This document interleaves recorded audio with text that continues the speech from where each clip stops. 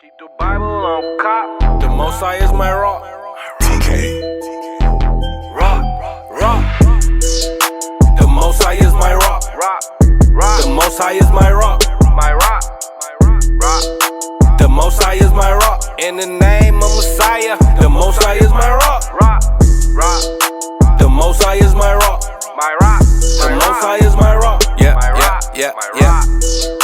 The Most High is my rock. I keep my Bible on cop. The Most High is my rock. No time for cupcake and the cutling. Hit the streets and start cutting. The Israelites are bubbling. The Israelites are coming. I don't celebrate Thanksgiving. You can keep the stuffing. It's pagan, disdain, it's vain, it's nothing. The European Union about to hit the button. And I feel sorry for you if you think the Lord is bluffing. That's why I hit the booth and I tell the truth. Are you fishing with the truth? Homie, where's your fruit? If the Most High is your rock, don't treat him like a side piece. Come in this truth plan and treat you like a side piece. He's the God of mercy and wrath. So do you wanna fly or do you Keep the Bible on cop. The Most High is my rock. TK. Rock. The Most High is my rock. Shalom Yasharallah. Shalom. Welcome to another Shabbat class here with ISBHBK.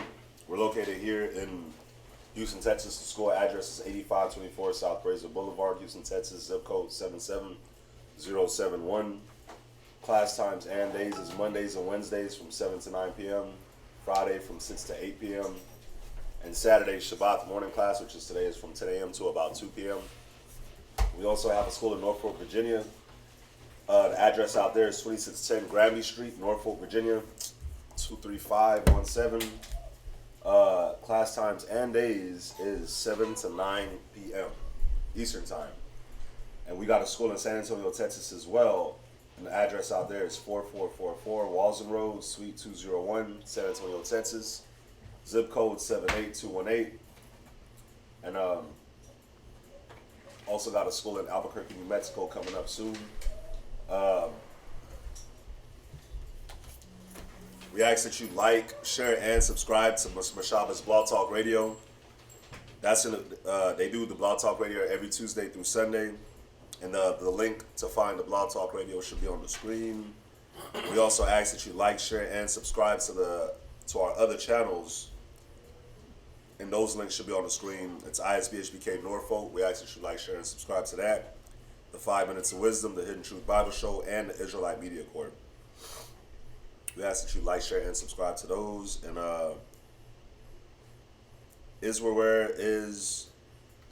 we're introducing Fringed Up, where you can get you some nice shirts made, some nice garments made. You know, you can subscribe to Fringed Up, get a nice shirt, get a nice headband. Definitely check out Israelwear / Fringed Up. Definitely check that out. And we are doing the Hebrew Academy here in Houston every Tuesday and Thursday. So look out for that next week. And if you'd like to contact any of the priests, we got Priest Quatazap to my left. His number is 303-557-8979. And we got Priest Kazakia. His number is 757-300-4047. And we ask that you please support our business. The business is Sweet Ambiance. And if you would like to send in any donations, if you'd like to help out in any way, the information is on the screen. And with that, we're going to open it up for a Shabbat morning class. We ask that you please put your phones on vibrate if you're in class, or silent, either way. Put your phones on mute. I might give upon Yakwadam. Which means rise and face the east.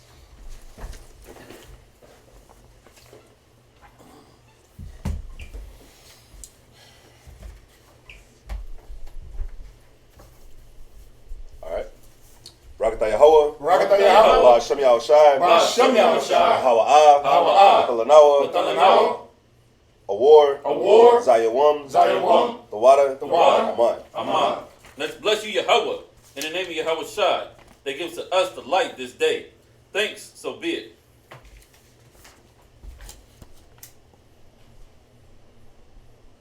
Bakar, can you hit this fan? And the light represents the wisdom, knowledge, and understanding of the Most High. Rakata Yahweh. Rakata Yahweh. Ba'ashem Yahushai. Ba'ashem Yahushai. Hawa'ah. Hawa'ah. Natalanawa. Rayach. Ma'athcha. The water. Aman. Aman. Let's bless you, Yahweh, in the name of Yahweh Shai, that gives to us a sweet savor. Thank you, so be it. And the frankincense and myrrh represents our prayers going up to the Most High as a sweet savor.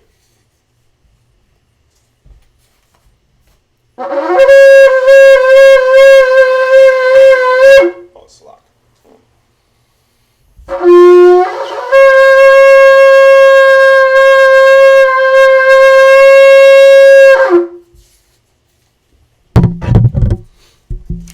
All right. Rakata Yahweh. Rakata Yahweh. Ba'ashem Yahushai. Ba'ashem Yahushai. Hawa'ah. Natalanawa. Natalanawa. Hashabbat. Bashalom. Bashalom. The water. Aman. Amen. Let's bless you, Yahweh, in the name of Yahweh Shai, that gives to us the Sabbath in peace. Thank you, so be it. This is Psalms chapter 121. Anashah. Ayanim Yah. Al Hahorim. Na'ayah. Yabawa'ah. Aizarya. Yabawa'ah. Ma Yahweh. Sha'aisha. Shemayim. Wa'aratazah. La'ah. Yanathan. Lamawat. Regalia. Yala'ah. Nawam. Shashawamar. Yasharala. Yahweh. Yashamarya.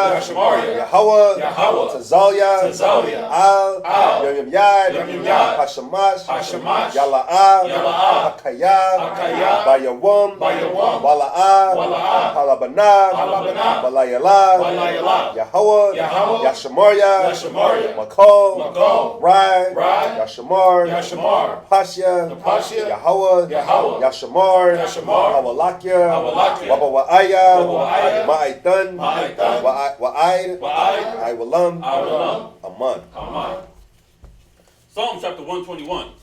I will lift up my eyes unto the hills, from whence cometh my help. My help cometh from the Lord, which made heaven and earth. He will not suffer thy foot to be moved. He that keepeth thee will not slumber. Behold, he that keepeth Yasharala shall neither slumber nor sleep. The Most High is thy keeper. The Most High is thy shade upon thy right hand. The sun shall not smite thee by day, nor the moon by night. The Most High shall preserve thee from all evil. He shall preserve thy soul. The Most High shall preserve thy going out and thy coming in from this time forth, and even forevermore. Ba'ashem Yahushai. Ba'ashem Yahushai. The water. Tamyad. Aman. Shema Shema Yasharala. Yasharala. Yahweh Allah Hayanawa. Yahweh Echad. Shema Yasharala. Yahweh Allah Hayanawa. Yahweh Echad. Shema Yasharala. Yahweh Allah Hayanawa. Yahweh Echad. Let's hear Israel, Yahweh our power. Yahweh is one. It's the Lord's Prayer. Abanawa. Shabbat Shemayim. Kodash. Hayah. Shemkah. Yahweh. Malak Wadkah. Gaba'ah. Ratazaka. Hayah. Aisha. Ba'aratazah. Kawah. Hayah. Bashamayim. Talanawa. Lacham. Ko. Yawam. Masalach Noah. Chabawat Noah. Kasalach Noah. Chabawat Yinawa. Wala'ah. Nabayanawa, Wanasaya 1, Abo, Hawashai Nawa, Mayan, Rai, Kaya, Laka, Hamalakwat, Wa'ala, Wata'para, I will love you, Aman. Lord's Prayer, which can be found in Matthew chapter 6, verse 9. After this manner, therefore, pray ye, Our Father which art in heaven, hallowed be thy name, thy kingdom come. Thy will be done in earth as it is in heaven. Give us this day our daily bread, and forgive us our debts as we forgive our debtors. And lead us not into temptation, but deliver us from evil. For thine is the kingdom, and the power, and the glory, forever. Amen. This is the 10 Commandments.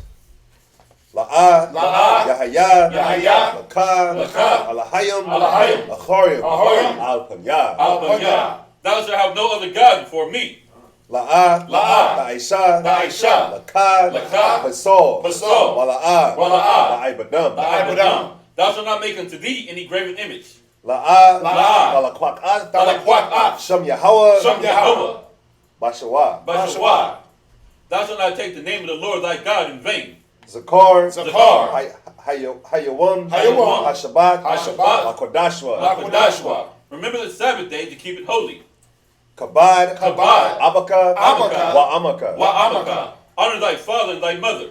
La'a. La'a. Baratazak. Taratazak. Thou shalt not murder. La'a. La'a. Dana'ak. Dana'ah. Thou shalt not commit adultery. La'a. La'a. Daganab. Daganab. Thou shalt not steal. La'a. La'a. Ta'inab. Ta'inab. Shakor. Shakor. Thou shalt not bear false witness against thy neighbor. La'a. La'a. Tachamad. Tachamad. Kol. Kol. Asherah. Asherah. Lara'aika. Lara'aika. Thou shalt not covet thy neighbor's house. Yeshavim, which means to be seated.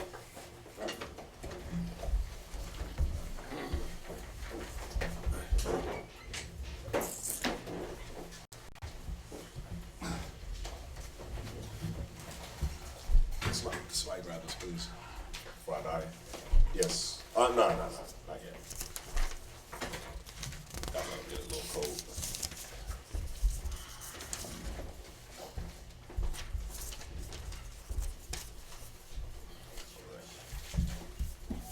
Alrighty, y'all. Can anybody tell me what we went over? Anybody remember what the last Sabbath class was about? Last Saturday, you know, They don't remember. They just remember it was long, 7 days ago. right? 7 days ago, 8 hours ago.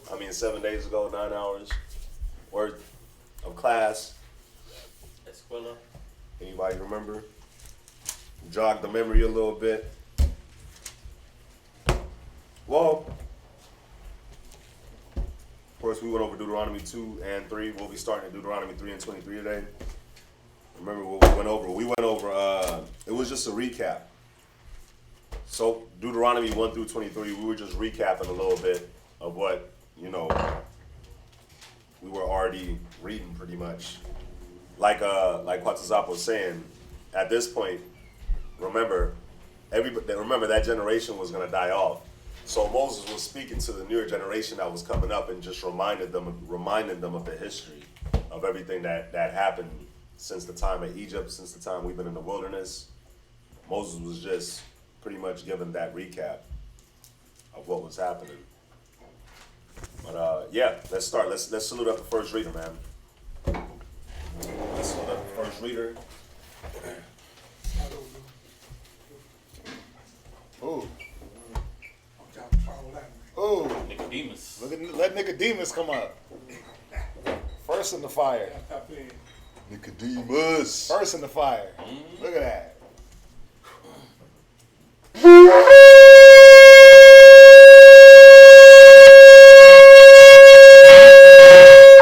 Powerful. You gotta get there, do the proper Ram's horn blow. That's right. Go ahead. Nicodemus, Shabbat Shah, Yahweh, Ban Yasha'ala. Nicodemus, Shabbat Tashal, Yahoda, Bun, Yashrala, Men of Israel, Imagine, Barak, Yahweh Bashem Yahshua Rakathon. Yahweh Shem Yahushua Barakatah.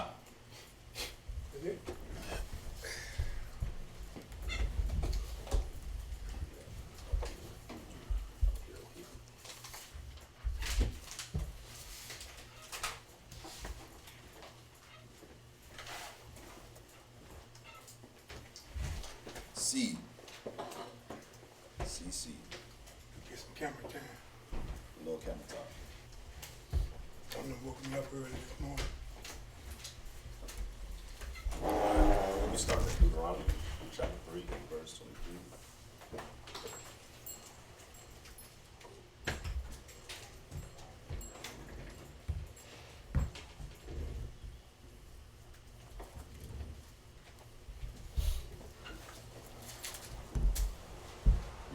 Reading what? 3 and 23. And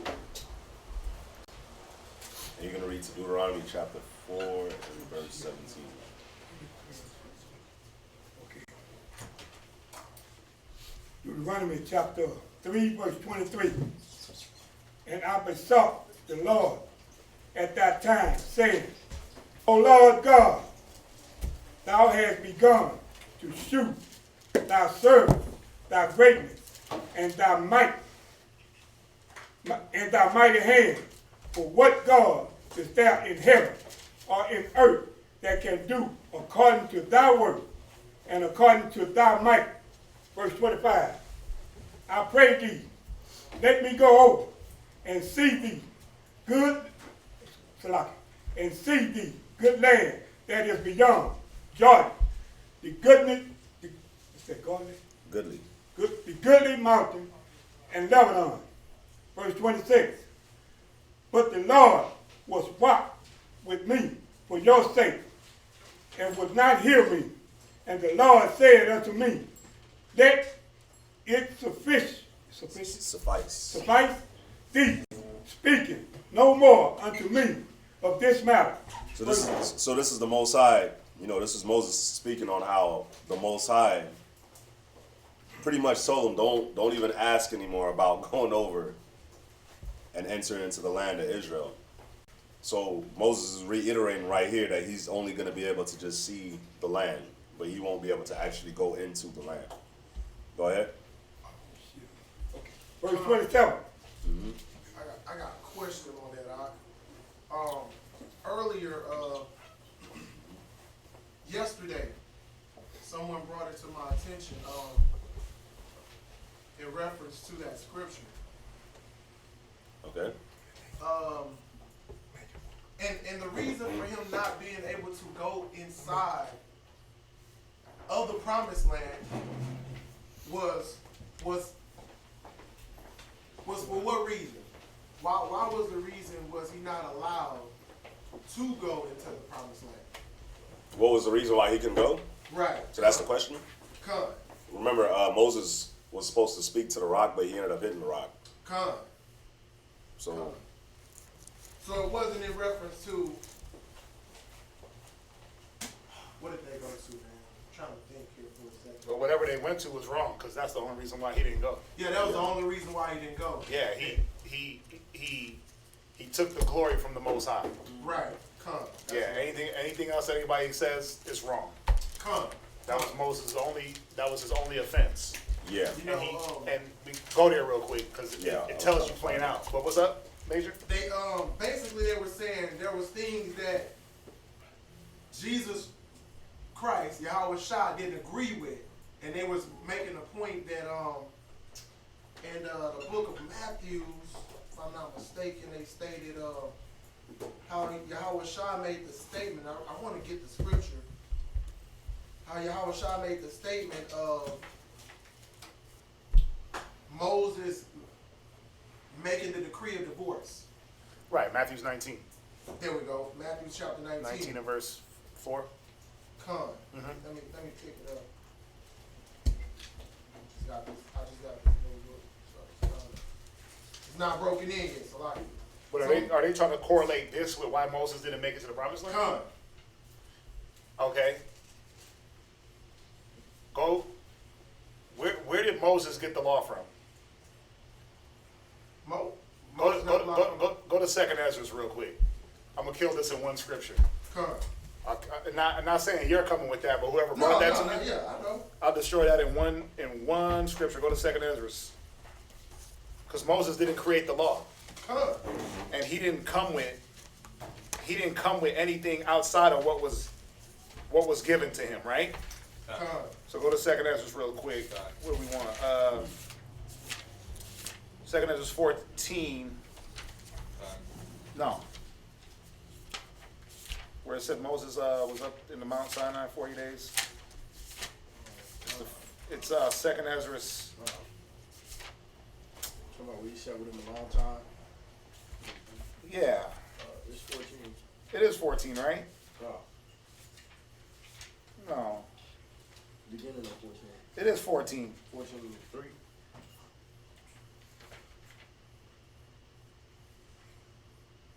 Right.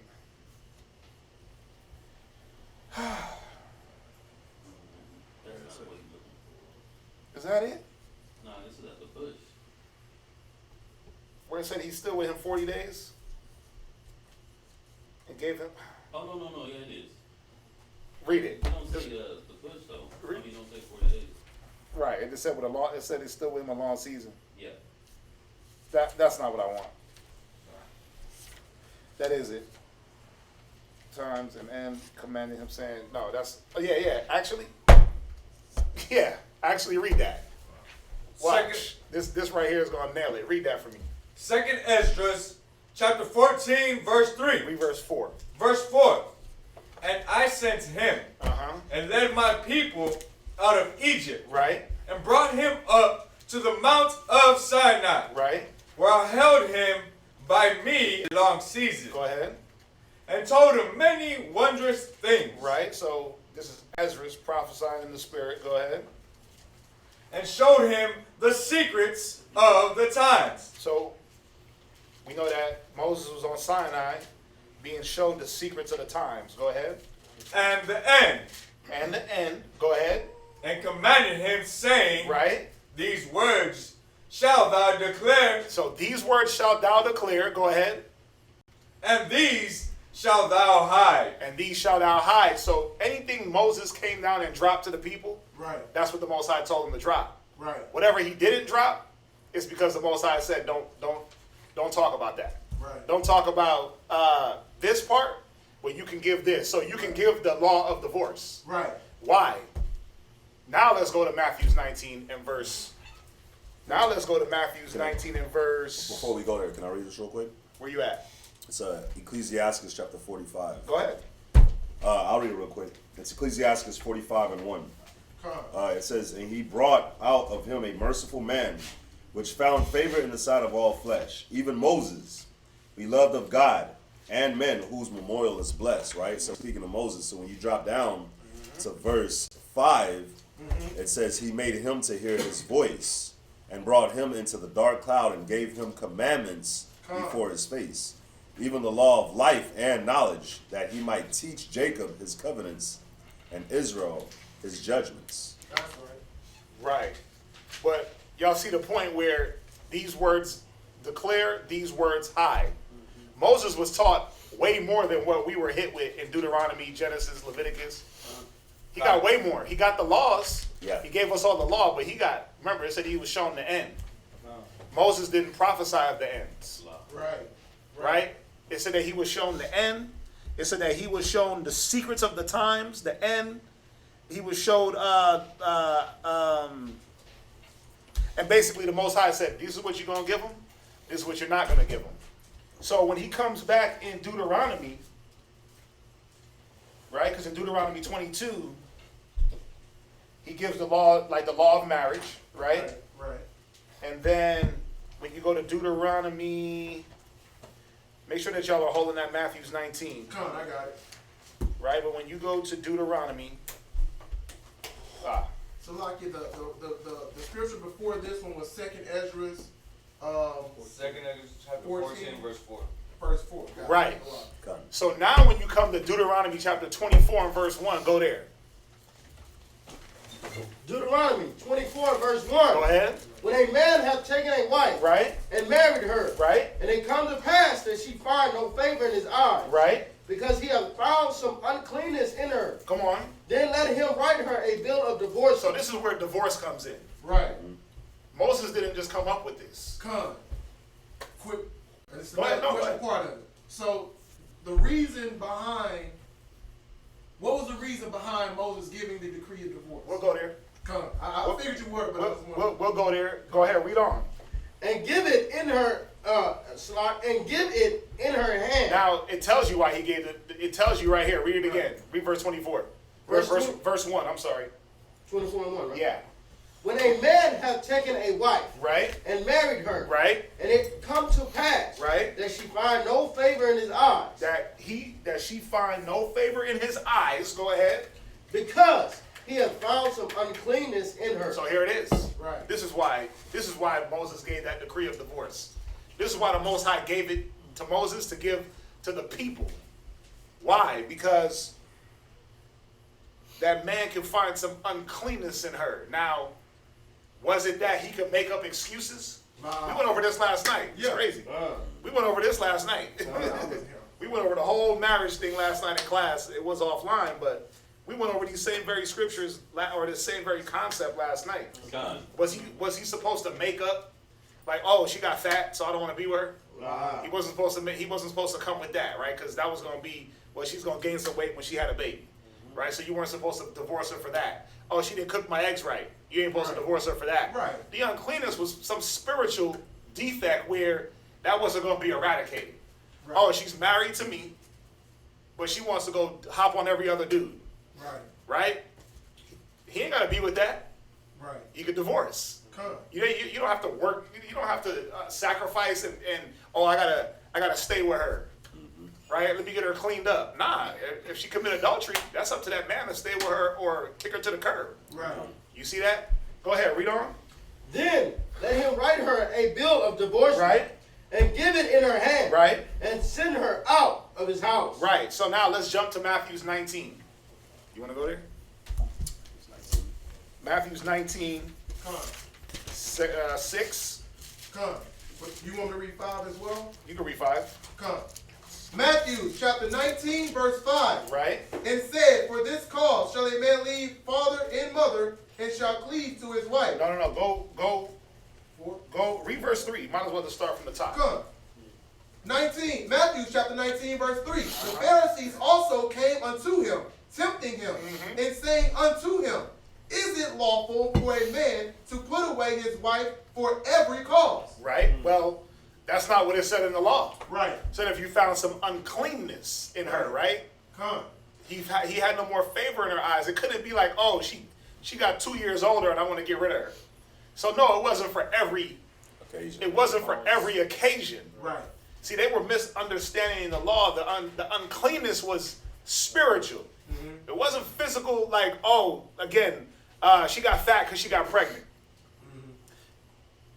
Think about it. You know why I'm using that? Because brothers will complain that their rib got fat because she got pregnant. Right. But you did that to her. First and foremost. Now, it's up to her if you want her to get to a desired look or weight. Hey, babe, let's get in the gym. Let's eat right. Let's da-da-da-da-da.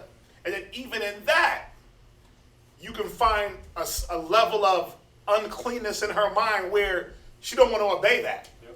Where it's like, okay, damn, you don't want to be healthy? What's up with that? Okay, hey, let's do it together. No, I don't want to do that. No, I don't want to eat right. No, I don't want to listen to what you got to say on that level. Then it's going to point out other defect in her on going forward at other levels. But at the same time, we know that because your rib don't want to work out, don't mean you just divorce her. Right. You see what I'm saying? You got to work through that and go through those ups, downs. You got to kind of play the game, and you kind of got to bring her in and show her why it's important. Right. Set the stage, set the arena, and you got to keep doing that. Right? There's no way in any shape or form could a brother ever come to me and be like, well, she don't want to work out. I'm trying to divorce her. I'd be like, Negro, please. Go sit your ass down somewhere. Right? Go talk to your rib and figure it out. Right? Go ahead. And although you bringing up the example, like the carnal aspect of it, but also you mentioned, like, if it was a mental thing, that would be more so like the spiritual side of it, where she's off spiritually. But obviously you're not advocating like you just said, if a brother's rib got overweight or something, that you should divorce her. No. It was more so like he was stating the fact that if it was something spiritually wrong. Well, but that's the thing. Yeah. Now when it's like, okay, babe, you're getting a little bit unhealthy. Right? You can't breathe when you walk up the steps. Your ankles are swelling up. Your feet are swelling up. You wheezing when you take 2 steps down the block. We got to do something about that. No, I don't want to do nothing about that. Now what's that showing in her? Her spirit. Spirit of rebellion, right? Yeah. Spirit of sloth. Right. Not caring. Now you can say, okay, let me look at these other things that she's doing. Let's take the workout out the way. Right. Let me put her in a different arena and see. Is she rebellious here? Okay, so she got the spirit of rebellion on her because she was rebellious in this. She was rebellious in this. She was rebellious in this. So let me deal with her. Forget about working out or whatever the physical thing. Let me deal with the spirit of rebellion on her. Okay. You start dealing with that, then what? If she continues to be rebellious, Ecclesiasticus 26 and 25, she go out the way you would have her, right? But it can't just be one thing. Like she was rebellious for a week or two, and all of a sudden I got to cut her off. Right. See, right. it gotta be, there's so many different things mixed in, like condescending, like patience, like long suffering, like all the things that we would do with our ribs anyway, right? All the things that we would want done towards us. Right. Right? So it's not a process of, well, she was rebellious for a week, nigga, I'm divorcing that. Right. On to the next. Nah. You going for your boo, for your love, Right. for your bae, you gonna go years with that rebellion. Right. Yeah. I'm glad you agree. Come. I'm glad you agree, because it's real, right? Ain't we gonna long suffer our ribs? We'll long suffer our ribs longer than anybody. Right. Yeah. Right? It's like, damn, how many times is she gonna trespass against thee? Right. And you gonna be like, it's okay, babe. I get it. You're the weaker vessel, right? You don't even give her excuses. You're the weaker vessel. Or maybe you just someone clean. Right. But But you see my point where Right. you'll condescend down to this level. yeah. But, it ain't about, because it wasn't really about just cutting them off. Right.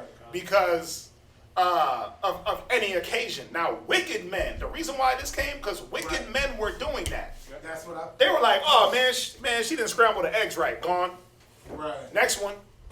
Oh, her nose is crooked. Gone. But her nose was crooked before you met her.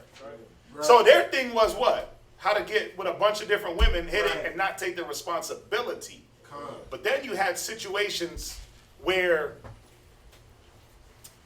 and we tell this to anybody. Did the Most High put you together? And did the Most High give Adam and Eve together? Did he give Eve to Adam for there to be contention, strife, hatred, jealousy, backbiting, murmuring against each other? Was there some relationship supposed to be a worldly relationship? He didn't give Eve to Adam for that purpose. He gave Eve to Adam for a help. Right. Right? So if there's abuse and things like that, the Most High didn't command that relationship. He didn't want you to be in any of us. You got they talking about Tory Lanez getting beat up by Megan Thee Stallion. Right. He's a little dude, so I get it. And she's a big dude. So I understand it. You know what I'm saying? But ain't nobody supposed to be in that type of relationship. Whether it be man being abused, ain't no man supposed to be getting abused by his rib. She's beating on him.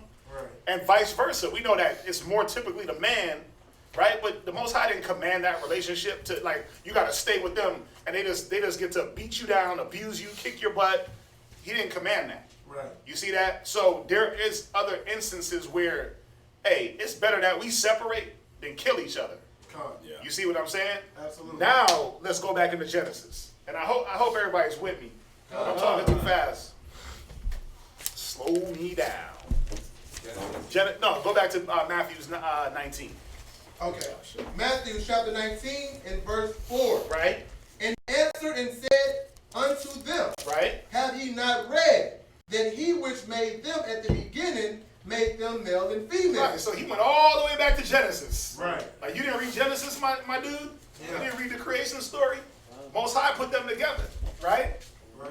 Most High put them together under a good pretense that we were going to love each other, cherish each other. He wasn't going to beat her. She wasn't going to disrespect him. Because remember, the first union of Adam and Eve was what? Let's see if y'all know. Nobody that was here yesterday. What was it? Well, I said it earlier, right? She was a help. It said, let's create him a help like unto himself. So what does that mean about Adam and Eve? They were made for each other to help each other. Use the word though. What word? They were made for each other. A help like unto himself means that Eve was what to Adam? One body or They were one flesh. one flesh? They were equal.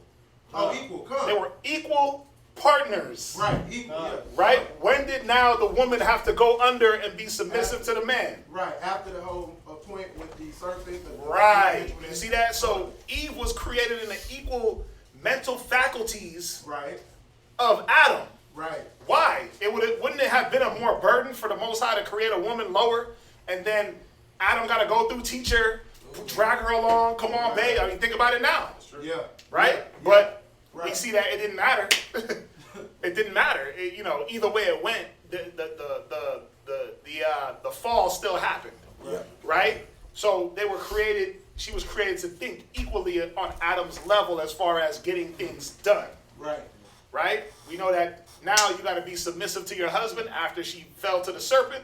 Right. After Adam fell to her, now you got to be submissive to your husband. You got to it says your desire should be towards your husband. Right.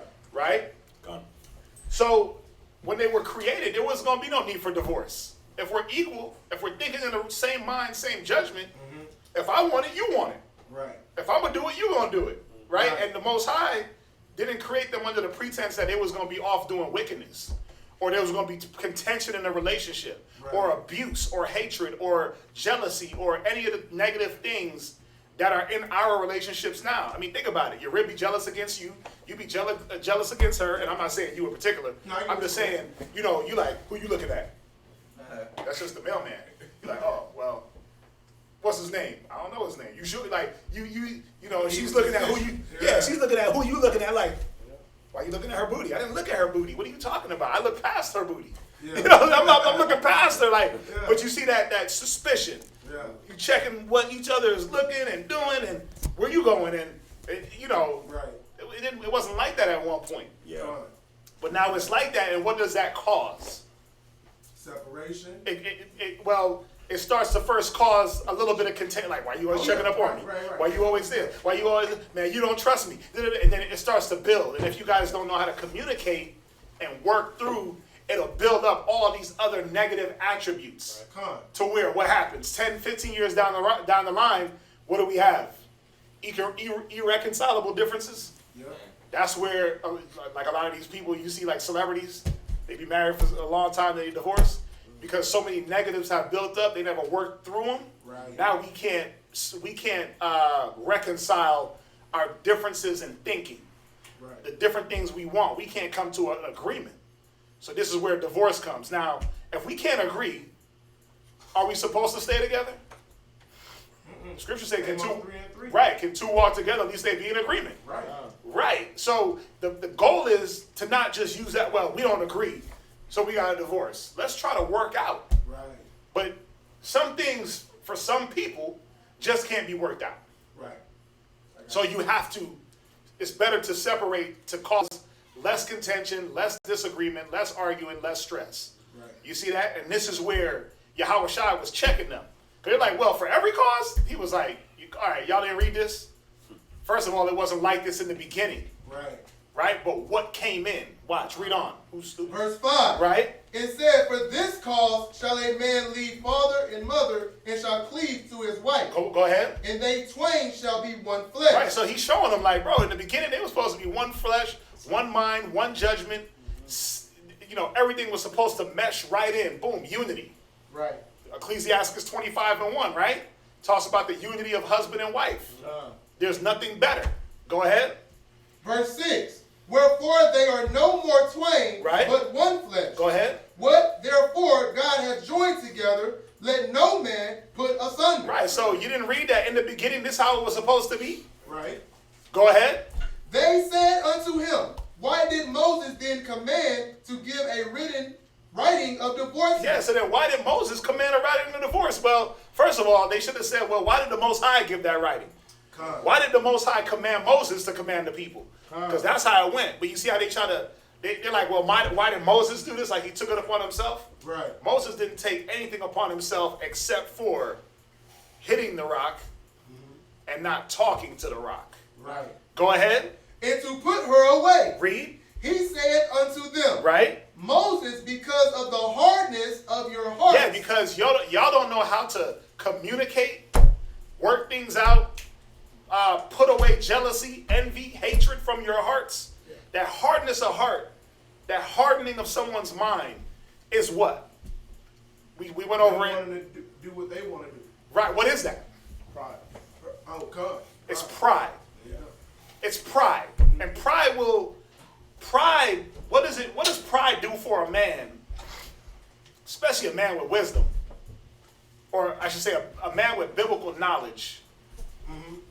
And he's married to a woman. What does pride do for that man when it comes into the situation of man and woman, husband and wife relations, if he's not in the right spirit?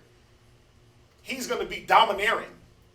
he's going to be that lion, Roar and lion in the house. you're the weaker vessel, so shut the hell up. Yep. Right? Not understanding that because she's the weaker vessel don't mean that she can't speak Right. or have an opinion or have an idea or even discourse with you. Yeah. You see, but that's a man that has knowledge but no wisdom. God. So he's going to be domineering. He's going to be cold. He's going to be, no, I'm the man. Shut the hell up. It's my way. No matter what. And what does that create? Contention. It creates contention. It creates disdain. It creates resentment. Right. Right? Because no one should be just trampled on. Right. That hardness, that pride in a man. What about in a woman? Well, that pride in a woman is, nigga, you can't tell me nothing, married or not married. Right? So when you got two prideful ass people butting heads, Right. or even one prideful person with a not prideful person, it's still somebody's beating somebody down. Yes, right. Pride is strong, right? Somebody's dominating somebody, and no matter what, there was not supposed to be a husband and wife relationship wasn't about who can dominate who. Right. Right? It was about who can submit to, like a woman. She's supposed to submit to you, right? Right. But she's showing that she's going to submit to the Most High through you. Right. Right? You're showing that you're going to submit to the Most High through Christ. Right. Right?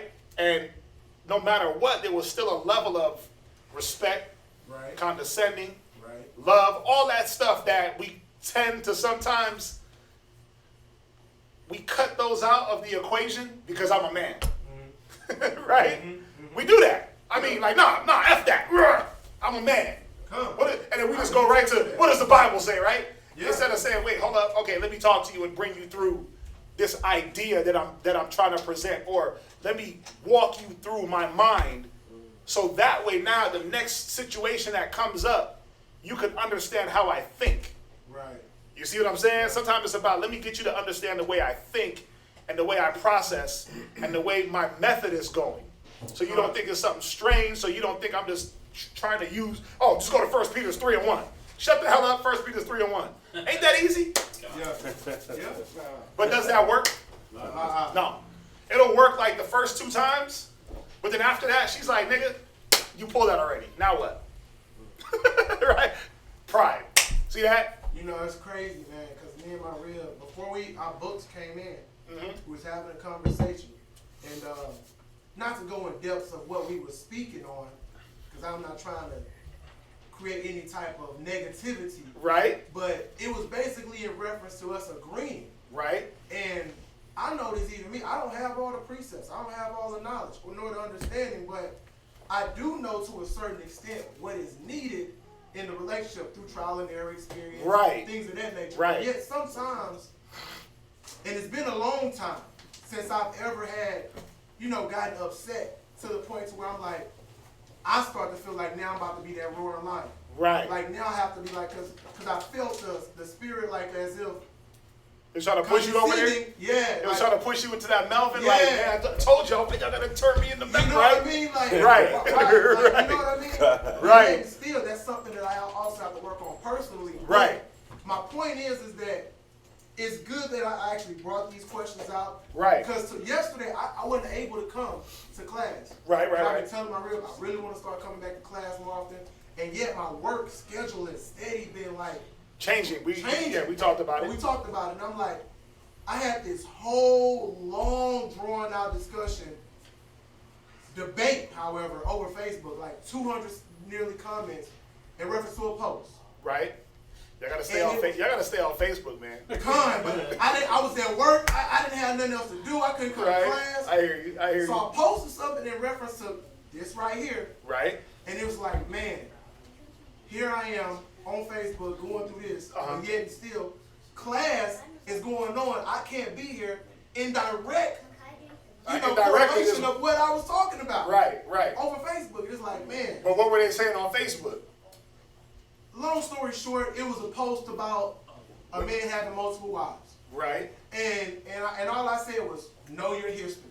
Right. And it went from me posting that, and I hardly don't get any commentary on my things. Right. I posted it, I shared it, and it just went crazy. Like, 2 women was just going back and forth with me, like, over, like, And I'm just like, boom, read this, boom, read that. Right. And now I come to class today, and I was like, wow. Just the same time, during the same time, we're having a class in reference to what I was talking about. Right. It's just crazy how the spirit works. But y'all understand this divorce thing, right? Where Come.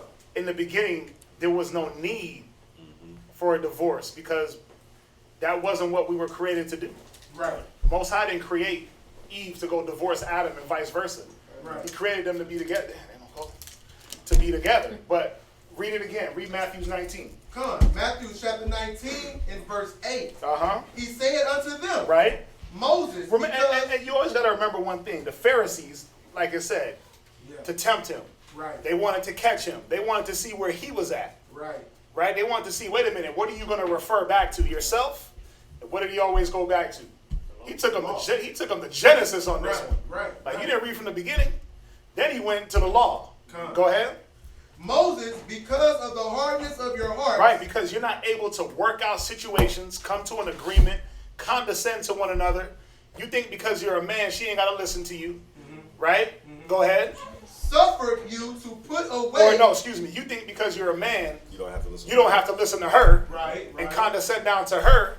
But that's the whole point. If she's the weaker vessel, the scriptures talk about condescending down to men of lower estate. Right. Why? To bring them up to that higher state. So the whole purpose was for a man to not bow down to his woman, but condescend to his woman, meaning what? Let me understand the level that you're thinking on. Let me hop down with you, grab you by the hand, and pull you out of that level. Right. And pull you up to my level. Right. Go ahead. Suffered you to put away your wives. Right, because if not, y'all would be in the house killing each other. You'd be in the house beating her, abusing her, mentally, physically, whatever, and she would just be a doormat, right? So because we can't get over issues and work them out civilly, Right. you might as well separate. Go ahead. Right. But from the beginning, it was not so. But from the beginning, it was not so. Adam didn't have to. This wasn't in the forefront of Adam's mind. Like, man, let me get rid of this chick. Think about it. Somebody brought it up last night. Eve went, right? The serpent beguiled her. She brought it to Adam.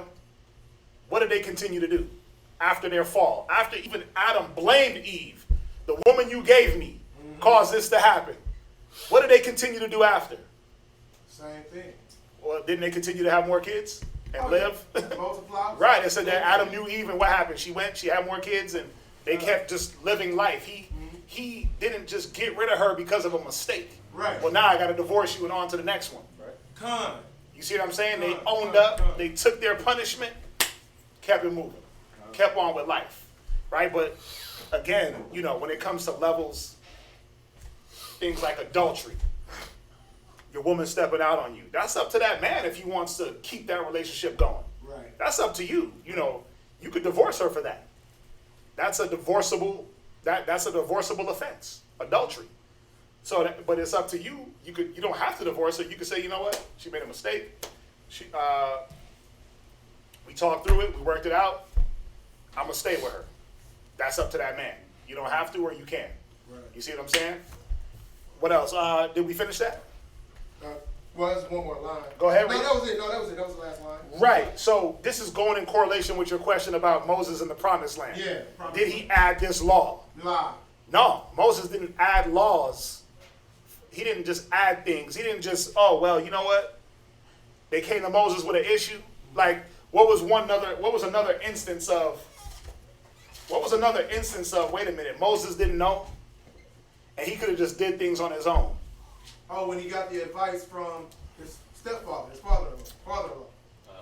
No, not that one. Remember the law of inheritance? What was the law of inheritance? When the law of inheritance was a man dies, what was it? You talking about dealing with the firstborn? Right, the son, the inheritance goes to the son, It goes to the firstborn. it goes to the brother, it goes to an uncle. But what about the situation where this man had no sons, but he just had daughters? He had 5 daughters. Right, that's what yeah. Right? That's in Numbers, right? Go there real quick. Now remember, this was a new instance. This was a new instance where these daughters were like, wait a minute. We want to be able to carry forth our father's name. So don't give the inheritance to the uncles or to the nephews, because remember, there were uncles there. What was it? Numbers 27. Right, Numbers the 27th chapter. Right? Verse 3. Numbers the 27th chapter. And, right, it's the 3rd verse. Numbers chapter 27 verse 3. Go ahead. Our father died in the wilderness. Right. And he was not in the company of them that gathered themselves together against the Most High. Right. In the company of Korah. Go ahead. But died in his own sin. Read. And had no sons. Right. So he had no sons, but he had 5 daughters. Usually the inheritance will go from the sons to the, and if you had no sons, it goes to your brother. Right. If you have no, and then so on, it stays on the male side. Right. The man, it goes to the men to men to men to men, right? Right. These daughters came, hey, we ain't got no brothers, but we want to take on our father's name. Right. We want to keep his inheritance. Right. Go ahead. Verse 4. Why should the name of our father be done away from among his family? Go ahead. Because he had no son? Give unto us, therefore, a possession among the brethren of our father. Go ahead, watch this. And Moses brought their cause before the Most No, High. he made a decision. Moses brought their cause before the Most High. No, he came up with what he wanted to come up with. Moses brought their cause before the Most High. Moses brought their cause to the Most High. Why? To get the correct judgment on what to do. Right. Because it was a new instance. I got another one for y'all. The man that was found on the Sabbath gathering sticks. Right? What happened? They brought the men to Moses. And then Moses was like, wait a minute, this is something new. Moses went to the Most High. Inquired. The Most High said, put him to death. Right? We can go there. Go there real quick. So we can see that Moses didn't create the law, nor did he change any laws, nor did he add laws of himself. Right? So everybody with me, right? So if anybody's trying to say, well, Moses didn't make it to the promised land because he was adding laws, completely wrong. Completely wrong. Go to Numbers 15:33.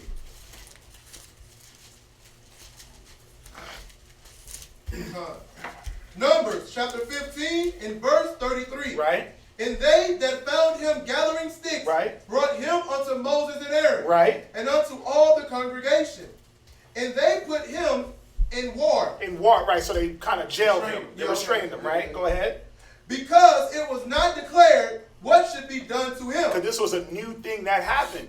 Because the general census was that every Sabbath, you weren't off gathering sticks by yourself. Everyone congregated together. Right? Everyone congregated. Why? Because the commandment was already given in Leviticus 23. The Sabbath was a holy convocation. A holy gathering, a gathering by summons. So everyone was summoned to be together, not off doing your own thing. So this was the first instance that was recorded that, wait a minute, here's a person off doing their own thing on the Sabbath. What do? They brought it to Moses. Go ahead. Verse 35. Right. And the Most High said unto Moses. Wait, what? The Most High said unto Moses. See that? So how could the Most High say to Moses if Moses didn't bring the cause to him? Go ahead. The man shall be surely put to death. Now think about it. If that was Moses' decision, you think he would have killed that man? Probably not. The meekest man on the earth. His first course of action is not going to be to put someone to death for gathering sticks. You see that? He would have been more like, you know what, brother? You made a mistake. Don't do it again. Galatians 5:1, right? It says, restore them in the spirit. It says, your brother that's taken in the fault, restore in the spirit of meekness, knowing that you might be tempted of the devil. You see that? So his first course of action wasn't going to be to put someone to death. Think about it. Korah, Dathan, and all the men that rose up against Moses. Did he ever think or say, like, man, I want to kill these fools? Nah, that was always the Most High that was putting people to death and sending that death out into the camp. That wasn't Moses. Because that wasn't his first course of action. When the Most High said, every man draw their sword and slay your neighbor, and 6,000 men fell.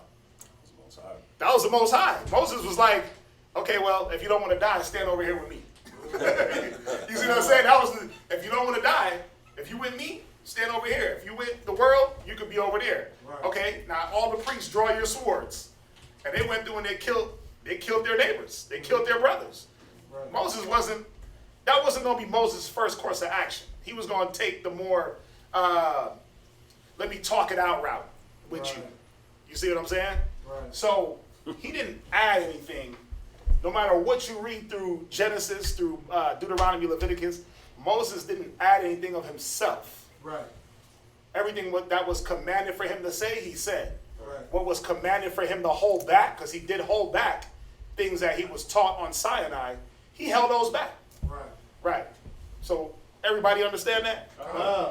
You know, it's like in Exodus 7:2. In Exodus 7:2, it says, "Thou shalt speak all that I command thee, and Aaron thy brother shall speak unto Pharaoh that he send the children out of Israel, that the children of Israel out of his land." Right. But the part that I wanted was, "Thou shalt speak all that I command thee." Yep. I mean, I know he was speaking to Pharaoh at this time, but it was like that throughout the whole Exodus, throughout the whole wilderness. Right. Since Moses came into power, he always spoke what the Most High wanted him to speak. Right. It's just like Yahweh Shai when Christ came, he said, "I came not to do the will of mine." He came not to do my own will, but the will of the Father. Yep. So even Christ, he came to do the will of his Father, and he spoke what the Father wanted him to speak as well. Think about it. Watch. Go to Numbers 4 and verse 10. Numbers 4 and 10. This right here kills it. This is a good. They're all popping in my head now. Numbers chapter 4 and verse 10. Go ahead. And they shall put it. Excuse me. Salakia. Exodus 4 and verse 10. Exodus 4 and 10. Remember when the Most High said, "Okay, Moses, go to Pharaoh and talk to him." Moses said, "Well, I'm not eloquent of speech." Right. What did the Most High say? Exodus. Something else he said too. Watch. Go ahead. Exodus chapter 4 verse 10. And Moses said unto the Most High, "O my power, I am not eloquent, right? Neither heretofore, nor since thou hast spoken unto thy servant. Right. But I am slow of speech. But I'm slow of speech. Go ahead. And of a slow tongue. Go ahead. And the Most High said unto him, Who hath made man's mouth? Or who maketh the dumb, or deaf, or the seeing, or the blind? Have not I the Most High? Right. Now therefore go, and I will be with thy mouth." You said what? "Therefore go, and I will be with thy mouth." Said, "I'll be with your mouth." Go ahead. "And teach thee what thou shalt say." He said, "I'll teach you what to say." Damn. So everything Moses said, it was either taught of the Most High, or the Most High put that in his mouth to say. Yeah. So when it came to Deuteronomy, the 24th chapter, about divorce, that decree of divorce, the Most High already had that in there, knowing that Israel was going to be hard-headed, stiff-necked, rebellious, lack compassion, right? Remember, Deuteronomy 28 tells us about the tender and delicate man amongst us. Right. The tender and delicate woman amongst you. Right? That all went away. It said her eyes shall be evil towards her husband. That's right. It said his eyes shall be evil towards his wife and his children. So what did that show? That the compassion, the level of love that was needed to get through situations wasn't going to be there no more. Right. The hardness of your heart, Moses commanded that. All right, so let's jump back. Everybody clear on that? Let's jump back. Yeah, let's go back. Deuteronomy chapter 3, verse 27. "Get thee up into the top of Pegal, and lift up thy eye westward, and northward, and southward, and eastward. And behold it with thy eyes, for thou shalt not go over this Jordan." 28, verse 28. "But charge Joshua." Right, so here, this is the Most High telling Moses, get up on this mount, but you're not going to go past the Jordan. You're not going to go past because of what you did. You get to see the promised land. He was able to see the land of Canaan. from this mountain, but he couldn't go past the river Jordan, right? Which, man, I wish it was on this map. Oh, I wish it was on this map. I don't have it on this map. But he was able to see it, but not go to it. But he said what? Read on. But verse 28. Verse 28. Right. But charge Joshua and encourage him. Right. And strengthen him. Right. So remember he told him as soon as Moses hit the rock and didn't talk to it, he said, okay, you're not going to the promised land. Go anoint Joshua. That was about 40 years ago. So think about it. Joshua was being primed for about 40 years to become the leader of Israel. So he had to be under Moses. But again, close that door. Think about the humility that Moses had to have to not be this. Think about when you're at your job. Right. And if your job came to you like, you suck, we got somebody else that's going to take over. Now train them. Yeah. You'll be like, man, I ain't training this dude. I ain't training this cat. Or if you did train him, you would give him a hard time. You wouldn't give them all your secrets, all your shortcuts on the computer, right? You would train them kind of halfway. Like, man, you got to, you know what they say, experience is the best teacher. You got to experience some things, right? I'm not going to give you all my tricks. Moses, think about the mind. He owned up to his mistake. But he had to roll with Joshua and literally guide him the right way, because what was it about?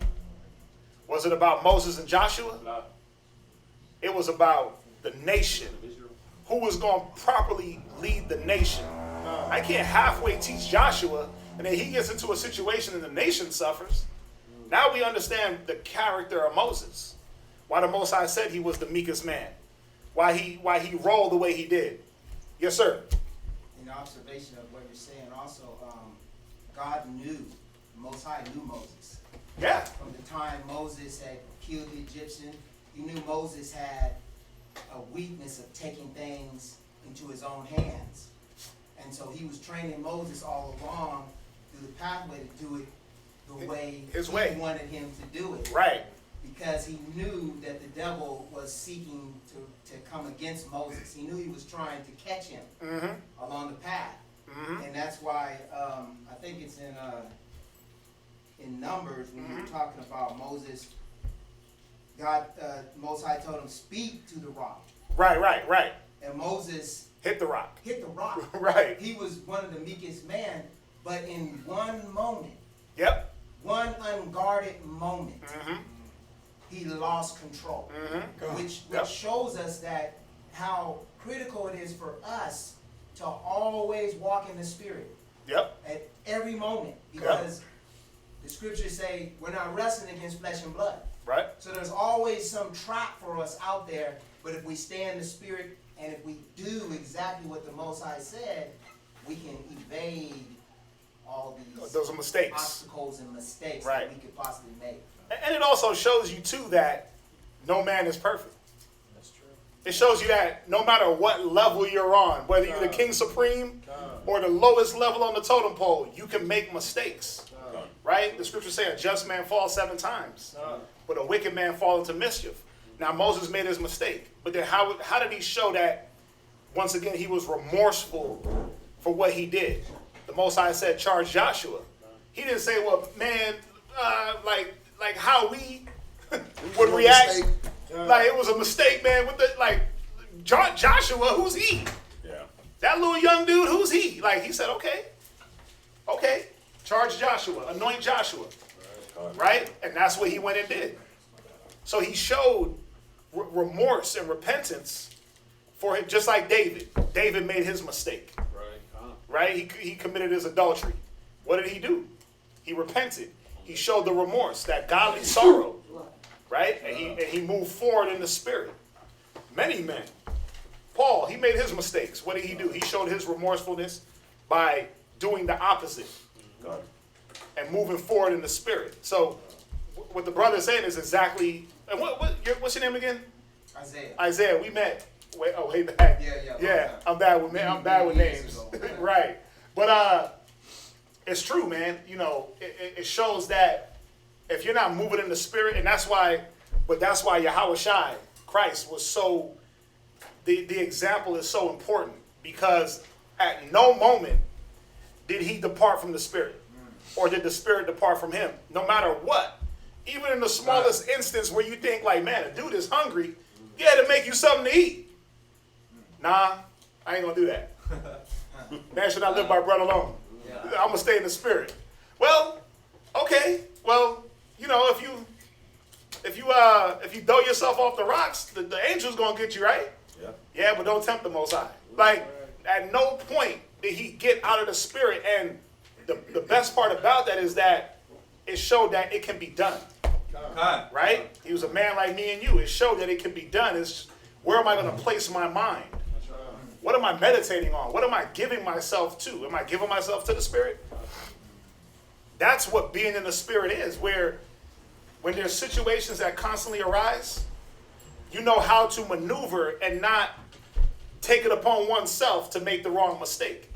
Right? So there's a lot of different things that we talk about when being in the Spirit. Counsel. Well, I don't know how to undertake what I'm about to go through. Well, let me counsel. Let me communicate. Let me bring it to someone that might have the experience. Let me get the balance on things. All these different things that, is what we consider staying in the Spirit. And then there's many more other things, but I use counsel and communication because that's something that Israel hates to do. We hate to talk about what we got going on. We hate to let the next man know, like, man, I'm going through this. I'm going through something, like it takes away something from you. It don't. When he comes to me with an issue, I'm like, okay, cool. Step one accomplished, right? Step one in your battle, you accomplished step one, which was communicate. Step two, let's dice the problem up. Do you understand what's going on with your situation? Can you see what's happening? Yeah, you can see it? Okay, well, what's going to be our course of action? Well, we got this situation.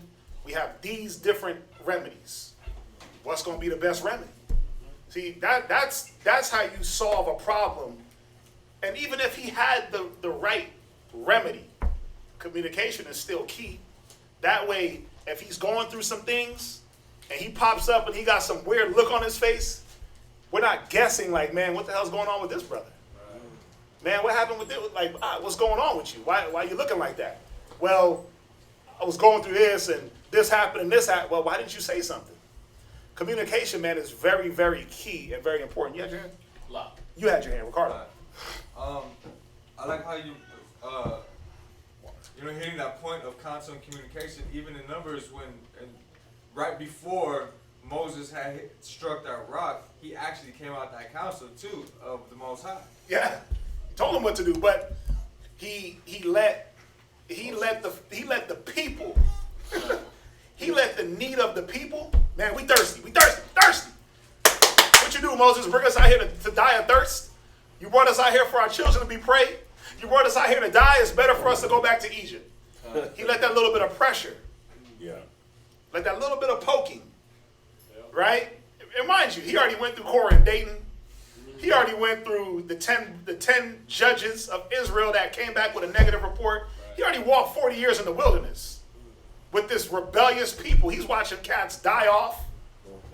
And he's like, dang, y'all just going to keep repeating the same mistake. So it shows you that Moses was a man, just like me and you, and we can't let the little bit of frustration be the thing that we judge off of. Yeah. That's what it is. You can't judge. You can't let your frustration be out of judgment, because then it will be the wrong thing. Yeah. Even if the right thing was told to you 10 minutes ago. Frustration and pride drowns out the right, correct judgment. Also, I like right now when Isaiah said in one unguarded moment. Mm-hmm. That was a bar right there. Yeah, definitely. You know what I'm saying? Because you're supposed to be walking in the Spirit. And I like how the armor. I like how you were explaining more so and brought up Yahweh Shai, how in his perfection, you know what I mean? Right. And in the wilderness and everything. In Deuteronomy chapter 28, verse 2, I was going over this yesterday with my rib. It says, "And all these blessings shall come on thee." Right. And I was like, imagine that. To guard every moment, and to be so in tune that the Most High is telling you, and all these blessings shall come on thee and overtake thee. Right. Like, just the immense power of, like, yo, just a flip of a coin, rather than getting a curse, you can get a blessing, and it's like getting jumped. If you can get jumped, these dudes are gonna overtake thee. But in the sense of the hand of the Most High, the cup overflowing, and how powerful it says, this is, all these blessings shall come on thee and overtake thee if thou shalt hearken unto the voice of the Lord thy God. So it's like getting jumped or not getting into a fight at all. If you use the wisdom, you ain't got to fight physically. Yeah, and also I think it's Proverbs 11, going a little bit back, Proverbs 11:18 maybe it is, where it says in the multitude of counselors there's safety. There's much safety right Yes, sir. there. Yes, sir. You know, and one of our favorites. looking back at Moses, in Numbers, he said, what's interesting is he said, must we fetch water? Right. So immediately he took the glory to himself. Right. And that's what we were talking about. Right. And it says in Isaiah 42:8, he says, I am the Lord, I am the Most High. Right. That is my name, and my glory I will not give to another. Yes, sir. Yes, sir. And that's where this conversation came up about what was Moses' transgression, and was it that he added things in the law?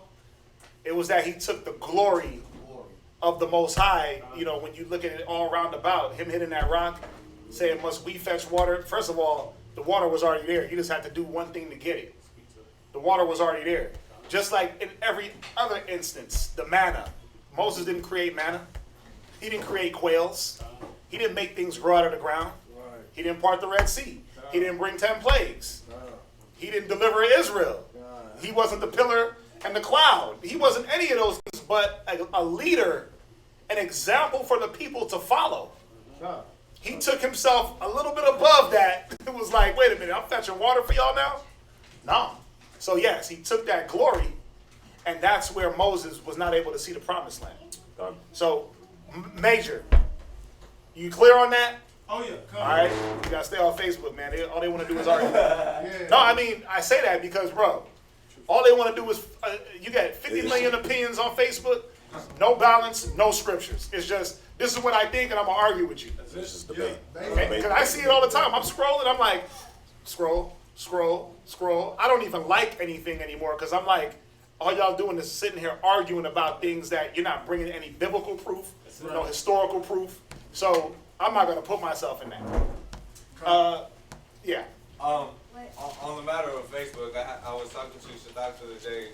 Right. Briefly, I was like, man, there was this Issachar, right? I posted a few videos with me, with y'all, right? And this Issachar was all Northern Kingdom, all Hispanic believing guy.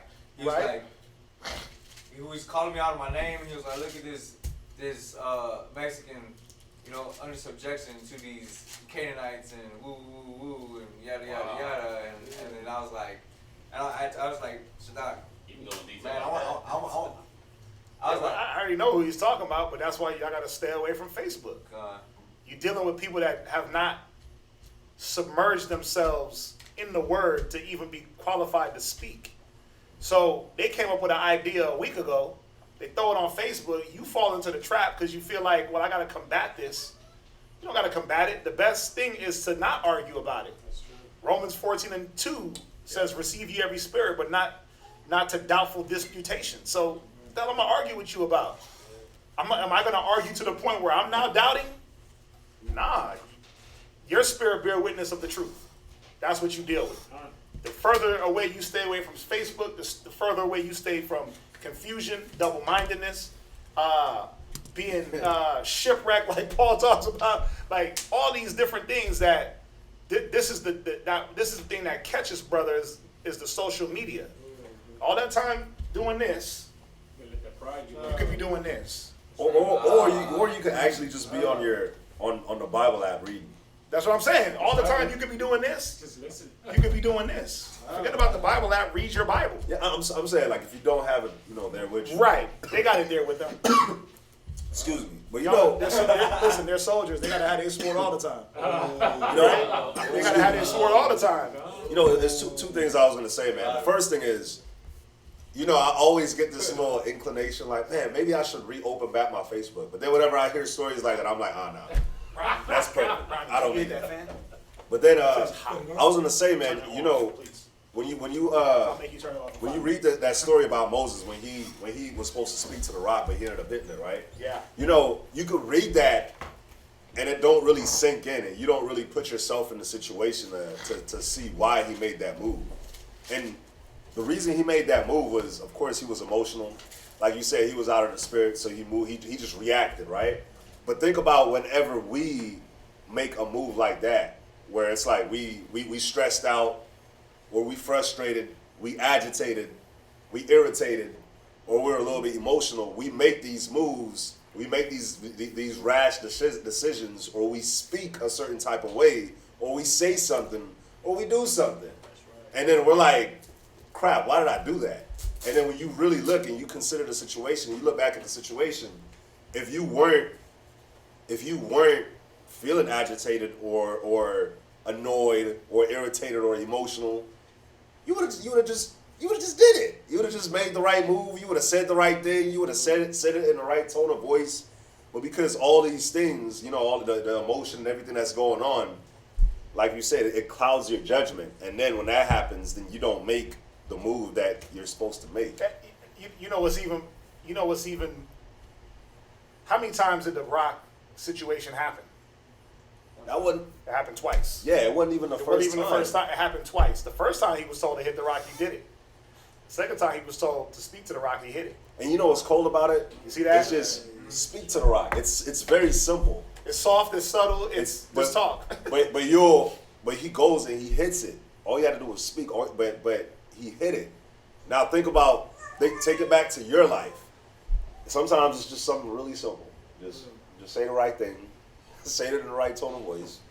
It's simple. Life and death are in the power of the tongue. And then, but we'll make it hard. We'll make it hard by the way we react or the way we move. And the next thing you know, it's our approach. Yeah, the approach. Sometimes you need that surgeon 10-blade approach. Where you go with that demolition, axe, sledgehammer approach. And what do? You cause more destruction than what you're trying to fix. But think about it. That situation happened twice. Moses went off of what he wanted to do. He went off of what made him feel comfortable. First time, hit the rock. Hit the rock, water came coming out. Second time, I just need you to go talk to it. Why? Why was that important and significant?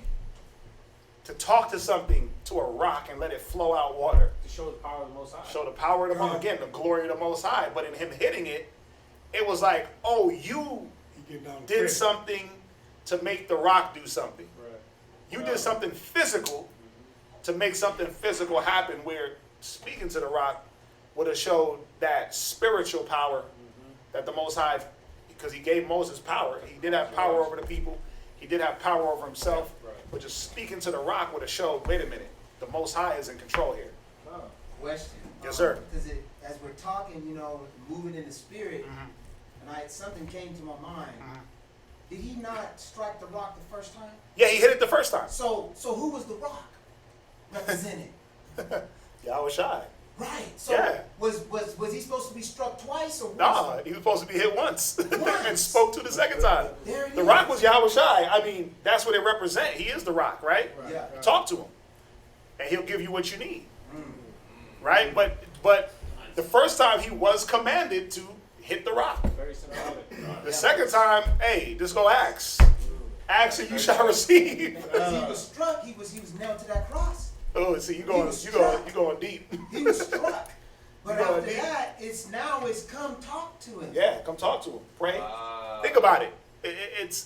I like what you're saying, because now all we have is you talk to him and you have the faith that things are going to happen.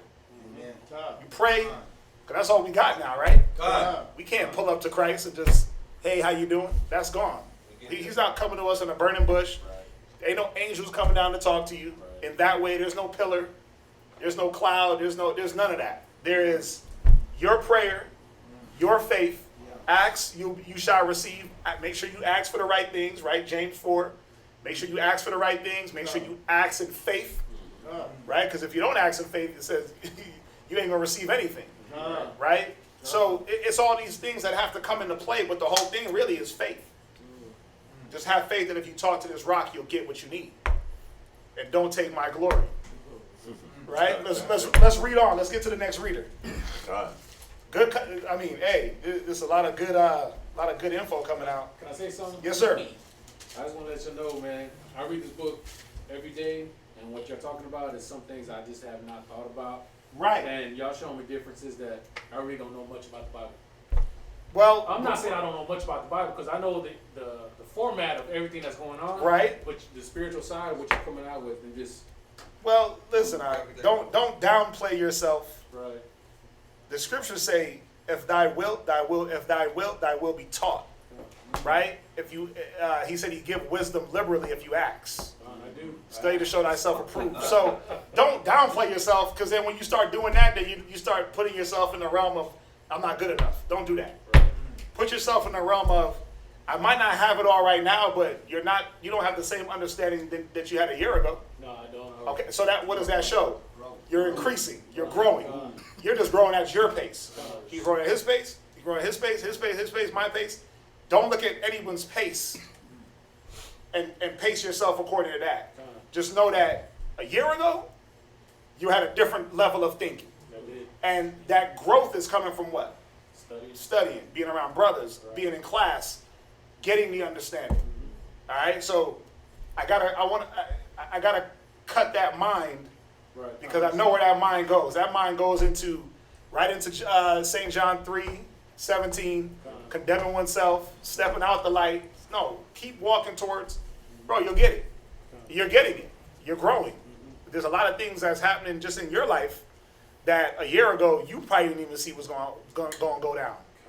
But where's that coming from? That's from you gaining the wisdom and applying it. So just keep gathering. The scripture, right? Ecclesiasticus 6, 19. Come to her as one that plow and sow. It's going to be work, but you got to be willing to put that work in. All right? Go ahead, read on. Deuteronomy chapter 3, verse 28. Right. Starting at the beginning. Uh-huh. But charge Joshua and encourage him. Right. And strengthen him. For he shall go over before this people. And he shall cause them to inherit the land which thou shalt see. Yeah, man. And for Moses to do this in brotherhood and in meekness, it showed his character that, yeah, he made a mistake, but he's going to still move with nationalism, with love towards the Most High, love towards Joshua, love for the people. Go ahead. Verse 29. So we abroad in the valley. We abode. We abode in the valleys. Right. Verse 29. So we abode in the valley over again. Bet Peor. Chapter 4. You know, so you're gonna read down to verse 17. Go ahead. You know, before you go to chapter 4, you know, when you think about Moses, right? It's like you were saying, if you knew somebody was gonna take your job, you'll kind of be a little, you won't be apprehensive to teach them. Exactly. But you know, it's cold, man. When you look at Moses and you look at the way he dealt, Most High was like, Joshua's gonna do it. Start molding Joshua. And the way, you know, the way Moses approached it, it's a good life lesson for us. Because not only did he say Joshua's gonna do it, he said encourage him and strengthen him. That's something that's been stripped of our people, man. When we don't encourage each other, we don't strengthen each other when it comes to certain things. If you know that, you know, we got that crab in the barrel mentality, where if we see somebody coming up, we won't pull them down. And we don't encourage them to come up with us. We don't strengthen them to come up with us. You know what I'm saying? It's like, I hate using this analogy, but I'm going to use it. It's like football. You'll see these dudes, they get drafted, and you'll be a dude in the league that got paid, but this young cat got drafted. They're like, oh, nah, you finna take my position. You finna stop my money flow. But you already made some money. Why not strengthen him and help him? You don't know. Maybe he gets traded to another team. You don't know what'll happen. I'll give you the perfect biblical analogy. Saul and David. Yeah. Saul was commanded to wipe out Amalek. What did he do? He said, Most High said, destroy Amalek, destroy everything they have, don't take anything. Saul comes back with sheep, with the Amalek king, probably a few women. The people made me do it. Okay, well, guess what? I got a neighbor of yours that's going to be better than you. he's going to do what I command. And what did Saul try to do to that neighbor? To David. He tried to kill David. Because he's seen, it said it, the Spirit of the Lord left Saul, and the Spirit of the Lord went to David. And you know what's cool about that? Saul could have heard that, and Saul could have been like, okay, if you're going to give it to David, that's all good. I'll groom David for the position. Right. I'll do exactly what Moses did to Joshua. Right. And then the Most High would have been like, okay, well, if you're going to do that, let me prolong your life. Your life won't be so hard. Yeah, let me make you live long. And guess what? Because David was going to be king, Saul knew that he was going to have to die, and he knew that Jonathan, his son, was going to have to die as well. Yep. That's the way that David was going to actually be able to be king. But the Most High could have been like, listen, y'all don't have to die. Jonathan don't have to die because of you now. You just give it to David. Yep. But Saul wasn't thinking like that. Yeah, and he got his son wiped out. He got his lineage. Lineage wiped out. Yeah, so you got to see. I like those parallels. I like to do the parallel. Saul and David, Moses and Joshua. Saul knew the history. Being a king of Israel, he had to go through and read all of his history. He had to read all the law. He had to read about Moses. He forgot. Or he casually just threw some things off as if they didn't matter. But these things mattered, but again, it didn't matter if you read it or not. It wasn't in Saul's character. There's a saying that says you have nothing to fear for the future unless you forget how God has led you in the past. Right. When you look at those parallels, coming with it.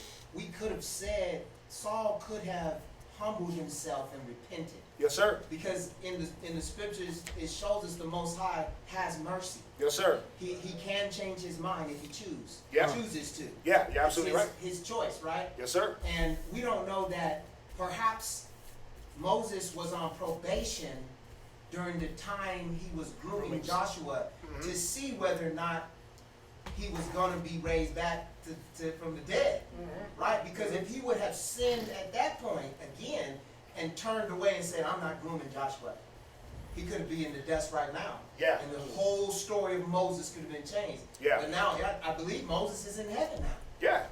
He sits right on the right hands. Yeah. Right. Yeah, the one that, and let's not get it twisted. Moses missed the promised land, but he's definitely in heaven. He's definitely in the kingdom. Right? So because of what? He spoke to Yahushua. Well, going along with what we're saying, because he didn't allow pride, envy, hatred, jealousy, the fact that he wasn't going to be getting something. Well, I did all this work. I walked with these niggas for 40 years. Right. I gave up my life in Egypt for this. Right. He was like, I know I made a mistake. I made a mistake. Okay, what do I got to do next to show that I'm repentant? Go do what you got to do with Joshua. Teach him to not do what you did. And that shows us today that, the Bible says that the angel of the Lord, the scripture said, the angel of the Lord encamps around about us. About He's the righteous. always around us. Yes, sir. So it tells us today, if we make a mistake, don't say, oh, it was a mistake. Fess up to it. Yeah. I did it. I knew what I was doing. Right. Have mercy on me. Forgive me. Don't ever say it was a mistake. Because there's a scripture, I think it says, lest the angel turn against you. It's Ecclesiasticus 5. He says, say not thou that I've sinned. Say not thou. I have sinned and what harm have happened. No. It's Ecclesiasticus 5 about a vow. We go there all the time. Watch. Oh, tease? Say not Ecclesiasticus in the Bible. Ecclesiastes, sorry. It says, Ecclesiastes 5:6, suffer not thy mouth to cause thy flesh to sin. Neither say thou before the angel, it was an error. Wherefore should the Most High be angry at thy voice and destroy the work of thy hands? Wow. Own up to what the hell what you did, man. And this is going into a vow. When you say you're going to do something, do it, and then don't try to repent back like, I didn't mean to say that. Or I didn't, no, just own up. Hey, I know I said I was going to do something. I couldn't do it. My bad. Keep it moving. Don't try to weasel your way out of things, right? Because ain't we good at that? Are we good at trying to weasel our way out? And like David. David committed adultery with Bathsheba. Nathan comes to David with a parable. There was a man that had a sheep that took another man's sheep, right? What should happen to that man that took the man's sheep? David said, he should be put to death. Nathan said, well, you're that man. was like, you got me. He didn't deny it. He didn't try to go back and forth with Nathan. He didn't try to get Nathan put to death. Right. He just said, you know what? I sinned before the Lord. And then he knew there was going to be a punishment when David numbered the people. Right? David numbered the people. What happened? The Most High came. He said, okay, pick your punishment.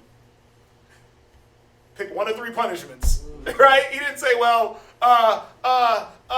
no, it wasn't me. Who was there at the time? Joab? No, who was there at the time that told David not to do it? His name was one of the 12 tribes. One of the 12 tribes. That's his name. One of them. No. Gad. No. Gad was the one that told him don't do it. Was it? Yeah. Are you sure? I'm positive. That doesn't sound right. That's how I remember it. Okay.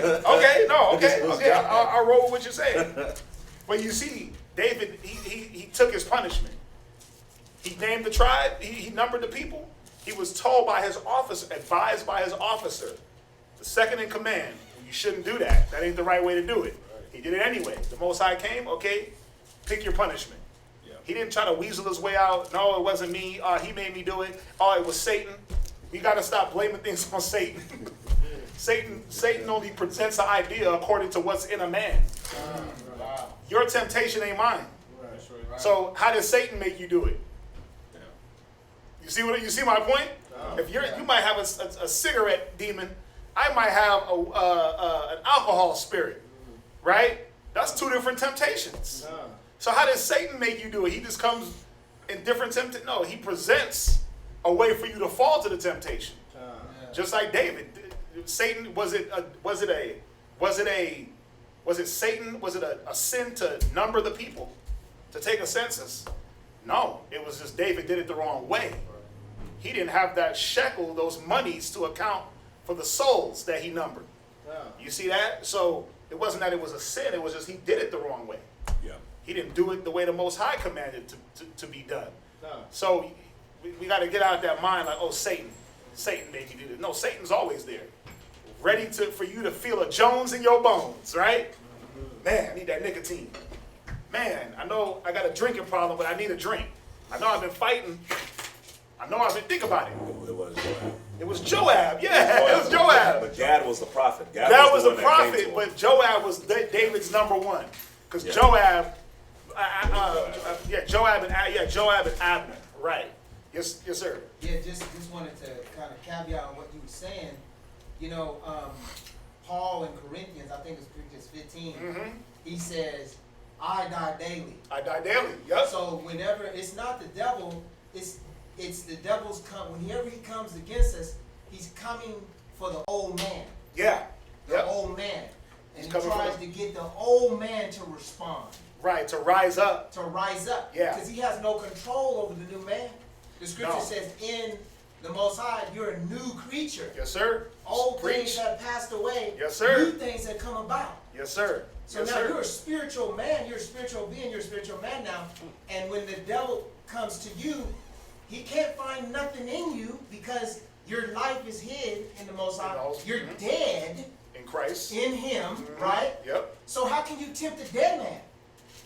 You can't. You can't tempt a dead man. You got to tempt him with his old deeds. Yes. You got to get him to rise back up. Yeah. And that's how he got David. Because David, when he stopped going to war, he was coming out on the balcony. Hanging out. Sleeping until noon. Sleeping until noon. It was evening, right? Yeah. Right. He was chilling. And then all of a sudden, he see her taking a gaze. Then the next day, that was in his thought. Yep. He wasn't studying the word. He was focusing on what he saw. I wonder if she's there today. Oh, there she go again. Right? And then all that. And then he asked, who is she? Who is she? And they're like, oh, that's Uriah the Hittite's wife. And he was like, bring her. The beauty. He let the carnal man. The carnal man come over and overtake the spiritual man. And again, going back to Moses with the rock situation. Damn. You know, and going with the brother Isaiah said so eloquently, you know, never walking away or out of the realm of the spirit, which is wisdom, knowledge, understanding, walking circumspect, understanding what's, a wise man foreseeth the evil. Foreseeing things before they happen, or trying to at least look for where am I going to be snared? Where am I going to be caught up at? But all that comes with, again, bringing it right back to the lowest level of understanding and wisdom is counsel and communication. Because then you may not see what's happening behind you, but if I'm talking to you, I can look, hey, watch your back. That's true. We like when we're in the mall working and we're sitting there talking, I'm like, and people try to do this all the time, like they play around, they'll be like, shh, and they try to sneak up behind, and I'm like, man, watch your back. I don't play them games. I'm like, hey, somebody's coming behind you. And then he'll look, and they're like, why'd you say something? I'm like, because am I my brother's keeper? Right. You see what I'm saying? Like, y'all don't get the tie here. So we're meant to watch one another's six. They say in the military, watch my six. Right? So, but if I got your back, but I think they do it wrong because they turn their backs to one another. So who's really watching? They're watching one another's back in a certain type of way. Right. But you can still do it this way. But I can see more doing this. I can watch your side, your back, your top, your bottom, and he can do the same for me. You see that? Let's jump back. Can I say one more? Yes, sir. Yes, sir. What you were saying was when you said earlier, you said, pray in faith. Right. Ask and pray, and you receive what you're praying for. Right. That's walking in the Spirit. When you look at the last moments of the Savior on the cross, he never departed from that right there. No, you're right. If you read in Psalms chapter 22, David, under the Spirit, goes into the very prophecy of him on the cross. Yes, sir. Yes, sir. And what he says here, I like this one part. He says, "Save me from the lion's mouth." And then he goes in from chapter 1. He talks about, my God, why are you forsaking me? Talks about dogs. These people surrounding me. They spit at me. They do all this stuff. And then he says in 26, he says, 21. He says, "For thou hast heard." Right. So never at any time did he ever step out of the realm of the Spirit, from the cradle to the grave. Right. To the very last moments. Even when he believed God, even though he didn't see him. Yeah. He didn't see the Most High. Right? He was looking out. He was like, my God, where are you? Yep. He was there. The Spirit was there. Because the Spirit leaves us, we're done. We're finished. Yep. But the Spirit never left him. Nope. He was there. He says, I know you heard me. And then, into thy hands do I give up. Bam. And that was it. From the cradle to the grave, he never stepped out. Even when he asked, Lord, if it be thy will, remove this cup from me. Yeah. He did that in the Spirit. There was nothing wrong with asking. Right? Think about it. You got to make sure, right? If I'm about to be led down this path, let me make sure. Let me ask. Right? Yeah. Remember, Philippians 3, it says, be not anxious in all things. Right, but in all things supplication. Right.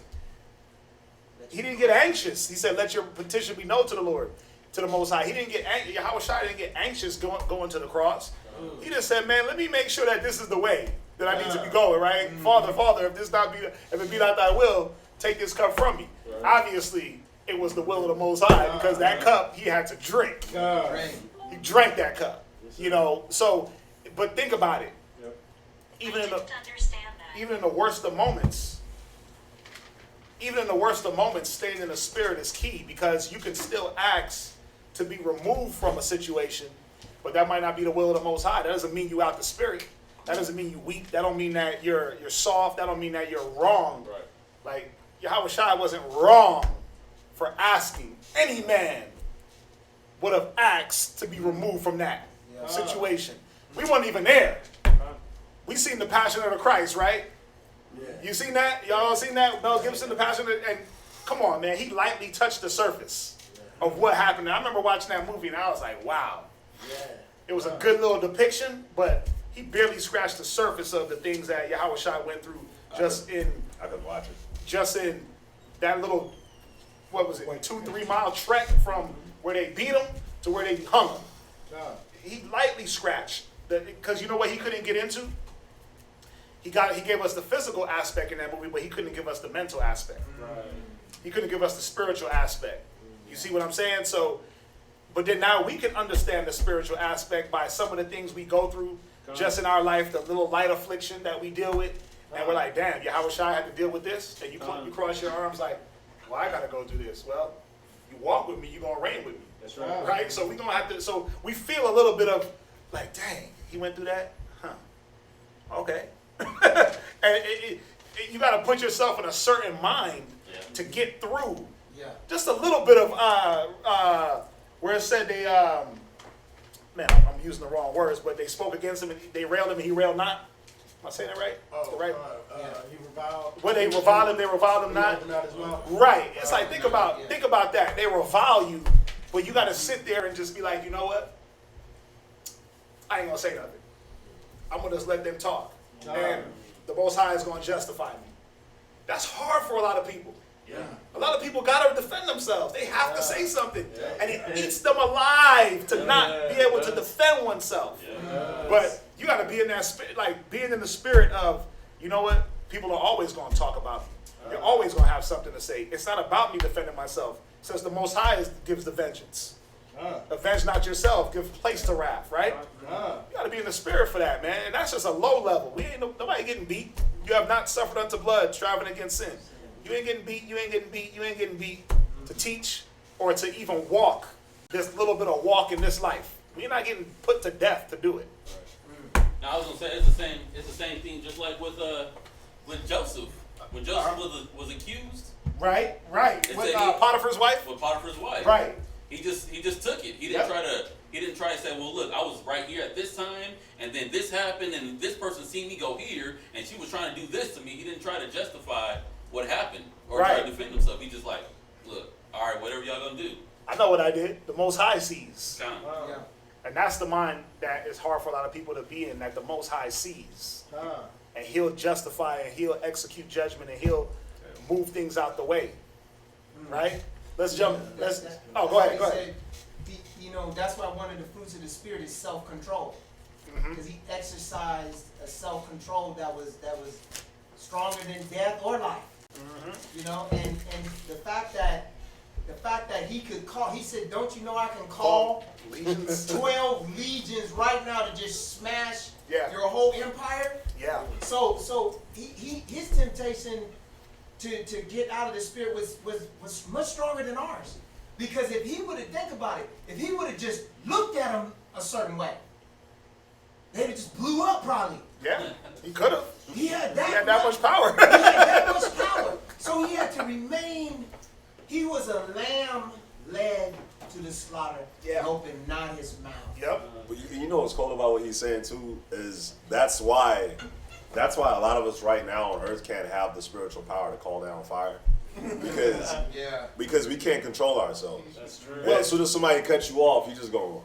Well, take it to a lower level. That's why none of us should operate in the spirit of anger.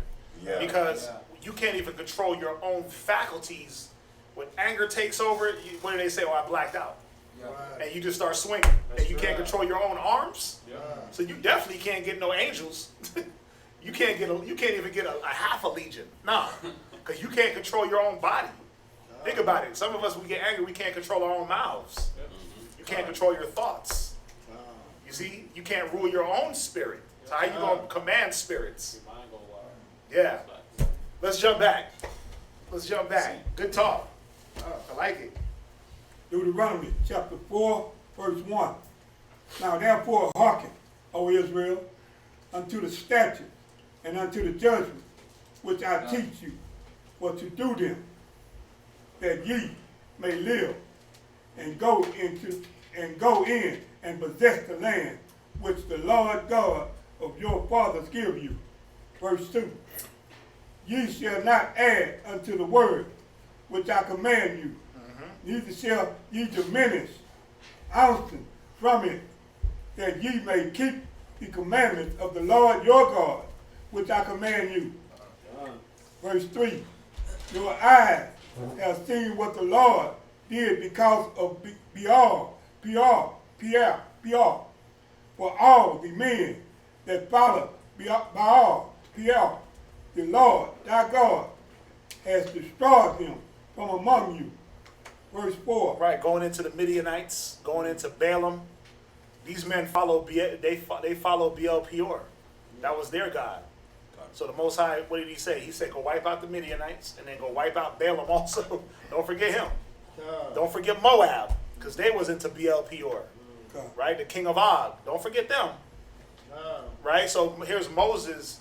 He's recounting our history to this new generation of at a time they were children, 20 years and younger. Add 40 years, some of these men are 60. You know, they're 60 and below. Right. So he got to recount history to them. A lot of them don't remember. Think about it. We forget what happened in 2000. What year are we in? 2020? We'll forget what happened in 2018. You forget what happened on the last Sabbath. Hey, what happened? What did we read over the last Sabbath? Everybody's like crickets. It's like, dang, it's just a week ago. But we get it. It's so much that we go over, so much that we do on a day-to-day, and within that 7 days, you'll forget. Things go in, you process, and what you don't need, I call it memory dump. I'm very good at it. I dump what's not needed, and I keep what's needed. And just keep moving forward. And then if I got to refresh, that's how you do it. That's what Moses was doing. Yeah. Go ahead. Verse 4. Oh, there's a question. Oh, Rosa. When you had said about the Midianites and what God, what you had said? They worship Baal. The Midianites, yeah. So Balaam, remember he was a soothsayer. So the king of Moab commissioned him to curse Israel, but he was believing in Peor. He was believing in Baal. It tells you that in Deuteronomy. It's either 1 or 2. Go ahead, read on. I'll find it. Verse 4. For ye that did cleave unto the Lord your God are alive, every one of you this day. Verse 5, behold, I have taught you statutes and judgments, even as the Lord my God command me, that ye should do so in the land, whether ye go to possess it. Verse 6, keep therefore and do them, for this is your wisdom and your understanding in the sight of the nation. Right, so, and I do have to say, I was going to say. I do have to say this on this scripture. Read that one more time. Verse 6. Right. Keep therefore and do them. So he said to keep the law, the commandments, in whatever land I sent you. Right? So we got the law to get us cleaned up out of the mindset of Egypt, to prep us for the land of Canaan. But the Canaanites were doing wickedness too. So there was things that we saw in Egypt that we had to come away from, but there was going to be things that we were going to see in Canaan and say, whoa, can we get down? Right. But the law says, no, we can't do that. Right. Right? Now, you fast forward a couple 100 years, 1,000 years, we're in America. Right? And we know, and we're understanding that we got to come back to the law. That was our downfall. Right. Come back to the wisdom, come back to the law. The spirituality of the law, the feast days, the dress code, all those different things. Because we see when we don't keep it, our men walk around pants sagging, our women walk around breast out. We walk around lawless, and we get the repercussions and the ramifications. Right? You have men, not up here or in this school, but you have people that teach that you don't have to perform the law towards the nations. Meaning, and I've heard it and I've seen it, like the law of adultery don't apply to the nations, meaning I can go deal with a nation's wife, a man, if she's married, because the law don't apply. That's false. That's false. If I go sleep with another man's wife, no matter what nation, it's adultery. All right? Because what? Go ahead. I was going to say, because aren't we supposed to be teaching them our laws? Yes. Ain't that what they're going to do in the kingdom? That's what's going to happen in the kingdom. The law will go forth from Zion. We're going to be going right back to this. But it's going to be in us where I don't have to sit you down, but the nations are going to see the way we operate. It says it in Deuteronomy chapter 4 and verse 6. And this is your wisdom and your understanding in the sight of the nations. They were going to see you do the law. They were going to see you show love towards your brother. They were going to see how you dealt with your wife, your children, how you did feasts, how you dressed. Because they look at the way you dress now and they call you what? What do they have on that Jewish newspaper? Blacks are monkeys. Right? What Jewish newspaper? Some paper they got out there in Tel Aviv. It was one of their. It was one of their. Yeah, you had the newspaper, and then you had like one of their top rabbis. Yeah. That called the blacks. Black people monkeys. No, it was him. He called that. That was what was on the newspaper. Yeah. Like their top rabbi, he called black people monkeys. He said black people are monkeys. But you know what? He's halfway right.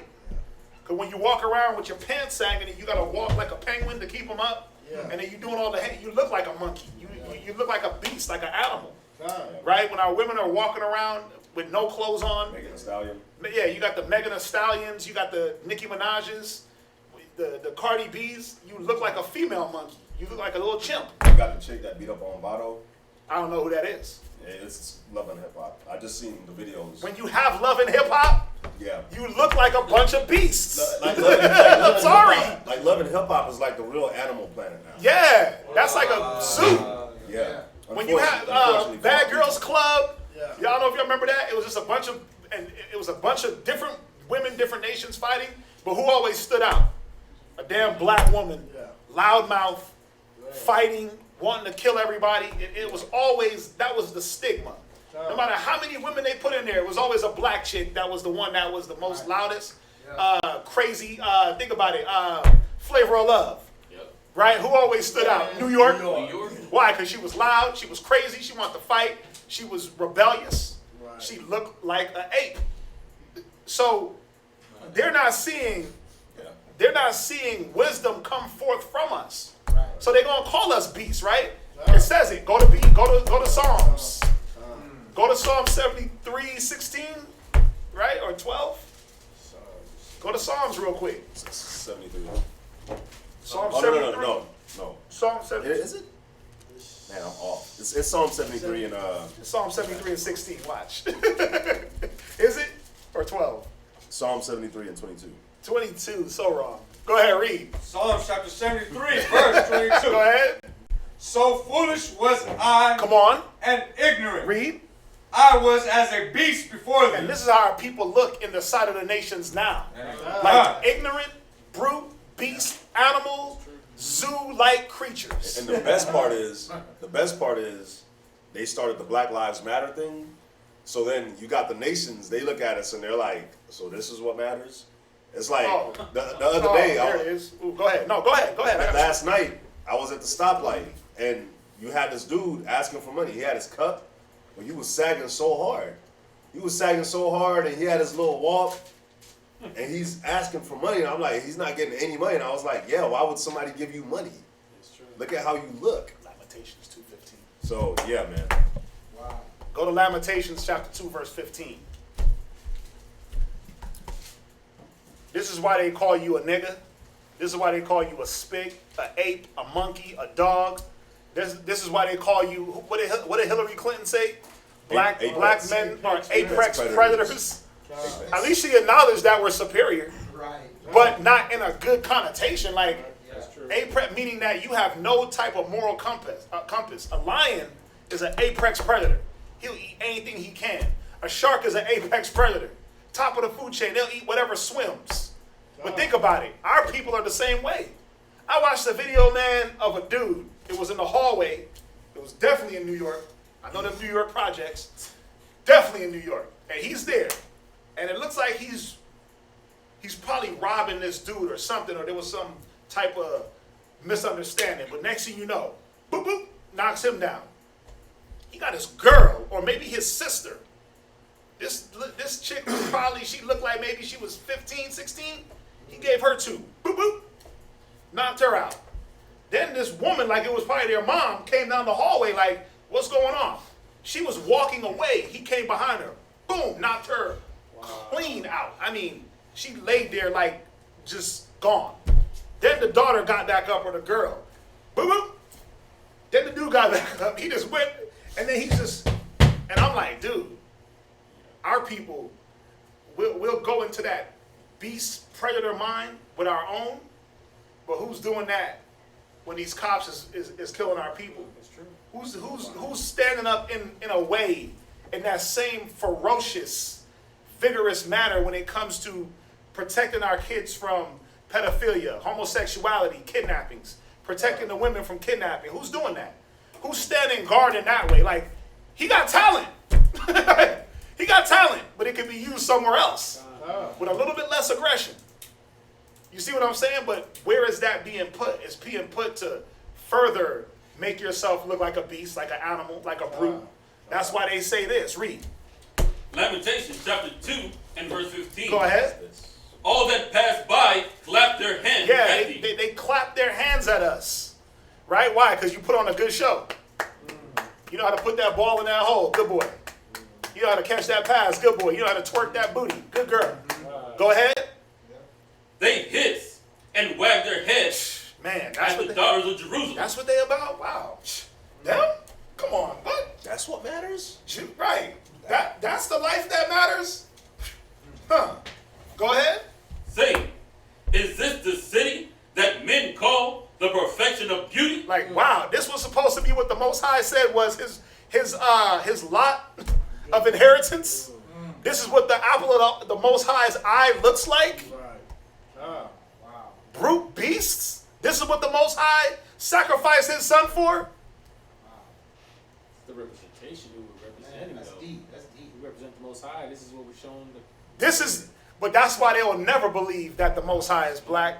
They'll never believe Christ is black. The apostles was black. How can black men operate in this manner and then operate the way we operate now? How? That's why they don't believe. That's why a lot of our own people don't believe. They're like, there ain't no way. He got to be white. Everybody in the Bible got to be white. Why? Because white people know how to act, conduct themselves. They know how to have a standard. They have morality. When you really look deep and you start to uncover and pull back the layers and you start to really look at history, and you're like, wait a minute. White people commit genocide against their own people. White people enslaved a whole other race and took away everything from them. White people control the world and they destroy it.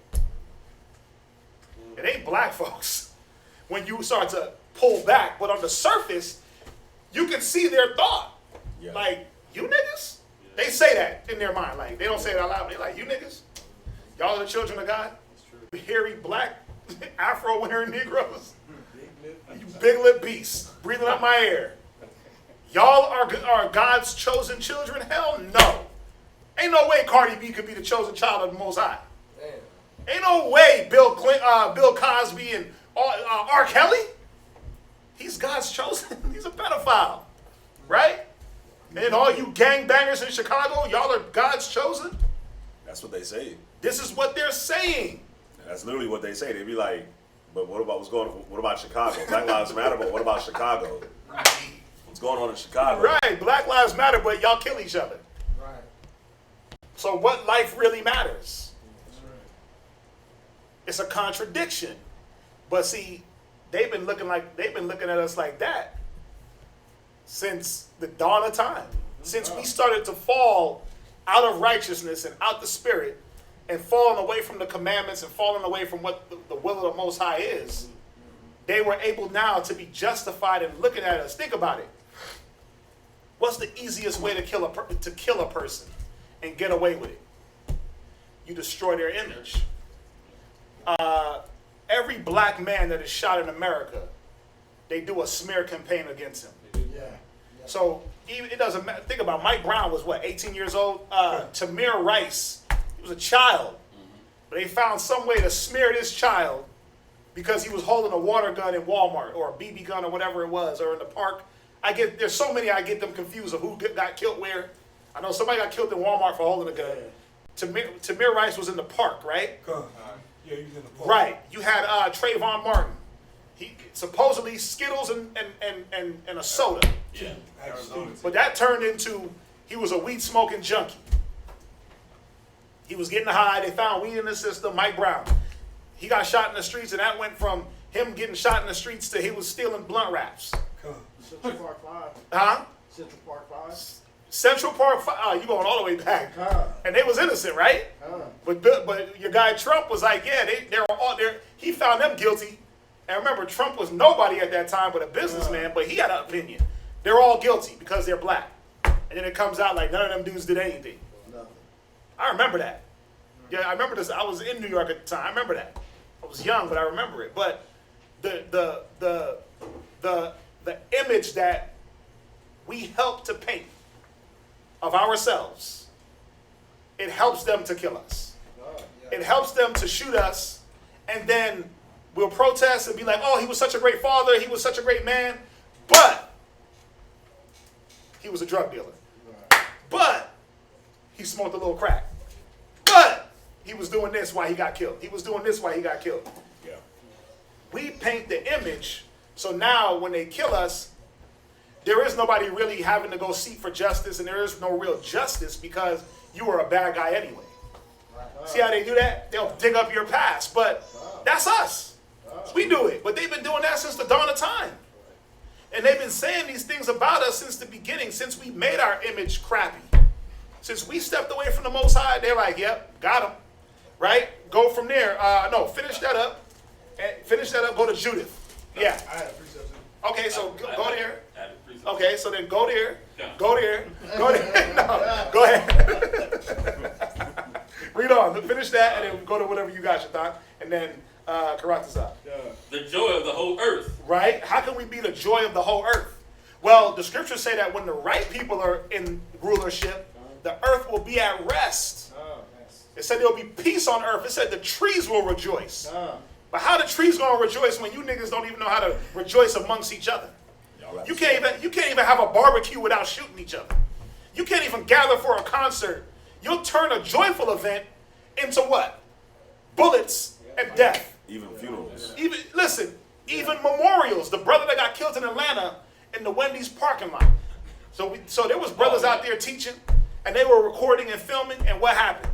His brother start fighting the people that were memorializing his brother. They got killed. He started driving and trying to run people over with his car. He runs over the whole candle vigil with his vehicle. He started fighting with people. I'm like, wait a minute. Whoa, take it out. What's that? So, damn, Rosa's a champ. She had it right next to the baby. Like, you hungry? What is that? Chocolate bar? Got him. Why you get so scared? Right. I wonder where she was jumping before she Right. Finish that up. So we'll turn joyous events, man, or even funerals. We'll make another funeral have to happen at that funeral because why? I got to start something. We got to fight it out. We can't hash things out. Like men. They got to be bullets fighting guns, right? Yeah. Read on. Finish it. Next verse? No. Go to where you were going to go. Oh, okay. I was going to go to Lamentations chapter 3, verse 45. Right. So Lamentations chapter 3, verse 45. Thou hast made us as an offscouring and refused in the midst of the people. Right. An offscouring. You know what an offscouring is? You know, in Jamaica, we don't say go clean a pot. We say go scour the pot. Right? They go scour a pot, meaning you get the whatever. That's actually, you get the blackness off the burned up food and the blackness that cakes on. like that no one wants. The stuff that makes you hate washing pots. Yeah. Like you'll wash dishes, but when you come to washing pots, like, like, oh, man. I'm gonna keep soaking that for another day. No, I'm gonna let that soak. No, I'm gonna leave that for the kids. Right. I'm gonna leave it. Yeah. The off scouring is the caked on, burnt up, hard to get off food on a pot. He said the Most High. It said He has made us. First of all, I said that we were the gold. Wow. Right? How has the gold, Lamentations 4, how's the gold turned dross? How's the precious stones lost its value? Well, because we made ourselves lose the value by stepping away from the law. Go ahead. Verse 46. All our enemies have opened their mouths against us. Come on. Fear and a snare is come upon us. Right, fear and a snare, meaning what? When we were in power, what's that? Lamentations 3? Lamentations 3 and we're at 47. Yeah. Think about it. When the Most High said, if you kept the law, if you kept my commandment, he said one would put 1,000 to flight. But he said now, you'll tremble at the leaves. You'll hear the leaves shaking. You'll dip off. You'll tremble at the trees. Huh? You'll tremble at a rat. Brother saw the rat. Ah! Oh my God! See that spider? You start jumping. Out here they got those big roaches. Yeah. And when you're fine until they start flying, right? Yeah. They start flying. You start ducking. You ready to the room. Oh my God! You trying to kill it? Throw the sandal from way far. Dang! I hope I got it. We lost our power, man. Why? Because the power was in keeping the law. The power was in love the Most High with all your heart, love your neighbor as yourself, and we know everything followed after that, right? Go ahead, finish it up. Desolation. Right? And What? destruction. He said what? Desolation. And destruction. That's why you in the ghettos. That's why you in the slums. But that's why mentally you're destroyed. You read Isaiah chapter 1, and it says from the tops of the head to the soles of the feet, there is no soundness in them. That's why now our people are running to the homosexual lifestyle. They run into the I want to be a pedophile, or I want to give myself to the things that normally we didn't give ourselves to. The suicide rate amongst blacks and Hispanics is up. The abortion rate has been there. We know that. But all the things that you could not say, well, this was a black thing, it's now a black thing. All the things you say, man, only white people, or the majority of white people, they get some financial troubles, they go kill themselves, kill the whole family, right? But you got black folks now stepping into that realm. That's true. You could say, oh man, this type of drug, and I know I'm being funny, but this type of drug was a white boy drug, coke. I mean, black folk, Latinos is like doing, like not just selling coke, but doing it. Right? Because they would say, oh, weed is a black drug, right? That's a drug for niggers. Like the KKK, white supremacists, Aryan Nation. Yeah, they're like, don't be doing them nigger drugs. Weed, that's for monkeys. But now everybody's smoking weed.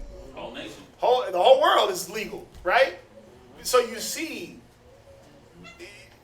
the desolation of our people. Why? Because we decide to dive into what everyone else is doing and get away from the wisdom. Go ahead. Go ahead, Professor. Now, the Psalms 49 and 20. Man that is in honor and understandeth not. Oh, so you're going back. Right. Go ahead. Is like the beasts that perish. Right. Man that is in honor and understandeth not is like a beast. So when they call us a monkey, when they call you a beast, an animal, it's why? Because you're not operating with wisdom. But going back to my original thought, we were supposed to display wisdom, knowledge, and understanding in every situation. How did Solomon control the world for 40 years? Did he just control Israel?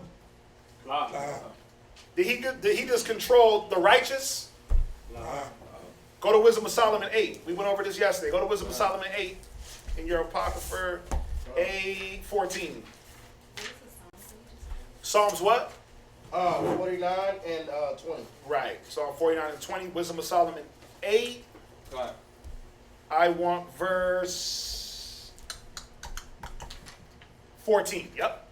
Wisdom of Solomon, chapter 8, verse 14. Go ahead. I shall set the people in order. Right, so if you read the first verse, he's talking about wisdom.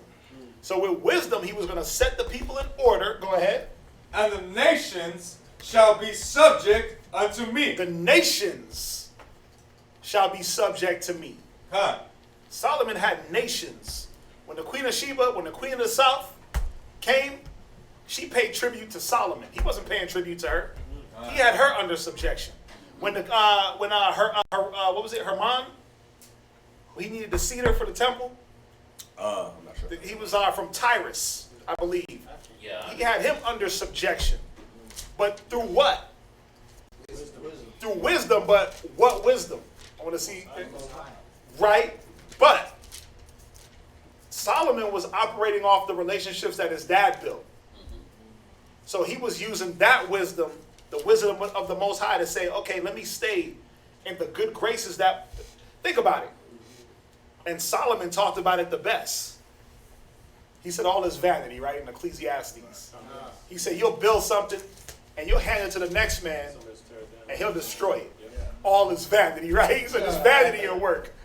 So think about it. His father handed him something, right? Handed him the kingdom. Here you go, son. He said, show thyself a man, follow the law, right? Execute righteous judgment, do this, do that, do that. Solomon could have did what Rehoboam and Jeroboam did. He could have went and took counsel from the young men and destroyed what was built. But he had enough sense and wisdom to say, wait a minute, my dad built up a reputation. All I got to do is just carry it on. Just follow in his stead. And what was that? Yeah, we know. Follow the law, follow the wisdom. Follow what the Most High was telling him to do. Y'all see this? Finish. He was every bit of 40 years old, wasn't he? Huh? Solomon was every bit of 40 years old when he became king. He was younger than that. Was he? I believe he was younger than that. I think he was in his 20s. Okay. We could look. We could look. Go to, yeah, it's in Kings. But I think he was younger than that. He was younger than 40. What is it, 2 Kings? First Kings? Yeah.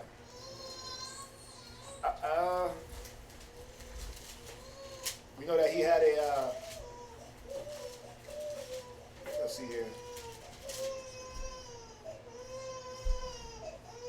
He charged Solomon saying, go the way of the earth. Solomon sent, 2 Kings, it's 1 Kings 2. I don't think it gives an age of Solomon. Would it say it in the Josephus? So David reigned over Israel 40 years.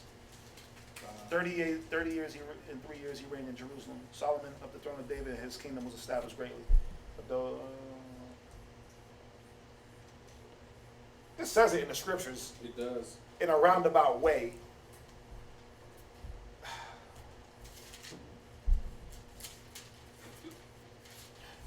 I'll look for it. You finish that verse in 15. Wisdom of Solomon, chapter 8, verse 15. Horrible tyrants shall be afraid. So not just righteous men followed. He said horrible tyrants were going to have to bow to wisdom. Go ahead. When they do but hear of me. Right. Because why? It wasn't about how many shields and bucklers. It was about, wait a minute, the Most High is with this man. All right, let's jump back. Deuteronomy chapter 4, verse 6. Keep therefore and do them, for this is your wisdom and understanding in the sight of the nations. Right, so we were supposed to use wisdom to be able to order all things around us, including the other nations. Go ahead. And say, surely this great nation is a wise and understanding people. Verse 7. For what nation is there so great, who has God so near, so nigh unto them, as the Lord our God is in all things that we call upon him for? Verse 8. And what nation is there so great that has statutes and judgment so righteous as all this law, which I set before you this day? Verse 9. Only take heed to thyself and keep thy soul diligently, lest thou forget the things which thy eyes have seen, and lest they depart from thy heart all the days of thy life, but teach them thy sons, and thy sons' sons. Verse 10. Especially the day that thou stoodest before the Lord thy God in Horeb, when the Lord said unto me, gather me the people together, and I will make them hear my words, that they may learn to fear me all the days that they shall live upon the earth. and that they may teach their children. Verse 11. And ye came near and stood under the mountain, and the mountain burned it with fire unto the midst of heaven, and darkness, clouds, and thick darkness. Verse 12. And the Lord spoke unto you out of the midst of the fire. Ye heard the voice of the word, but saw no similitude. Only ye heard a voice. Verse 13. And he declared unto you his covenant, which he commanded you to perform, even 10 commandments. And he wrote them upon 2 tablets of stone. Verse 14. And the Lord commanded me at that time to teach you statutes and judgments, that ye might do them in the land whether ye go over to possess it. Verse 15. Take ye therefore good heed unto yourself, for ye saw no matter of similitude on the day that the Lord spoke unto you in Horeb out of the midst of the fire. Verse 16. That ye corrupt yourself and make you a graven image, the similitude of any figure, the likeness of male or female. Verse 17.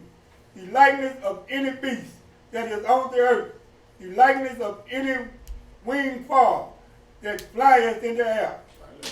So the Most High, he made sure that we only heard a voice and that we didn't see a figure, we didn't see a shape, not a beast, not of a man, not of a woman. The reason being because we would have went and we would have started making statues out of either the man that we saw or the woman that we saw or the beast that we saw. So the Most High made sure that we didn't see any figure but that we heard a voice. And the funny thing is that as time went on, we still went and served and worshiped these other gods, these statues and these molten things. We still ended up doing that as the years went on, you know.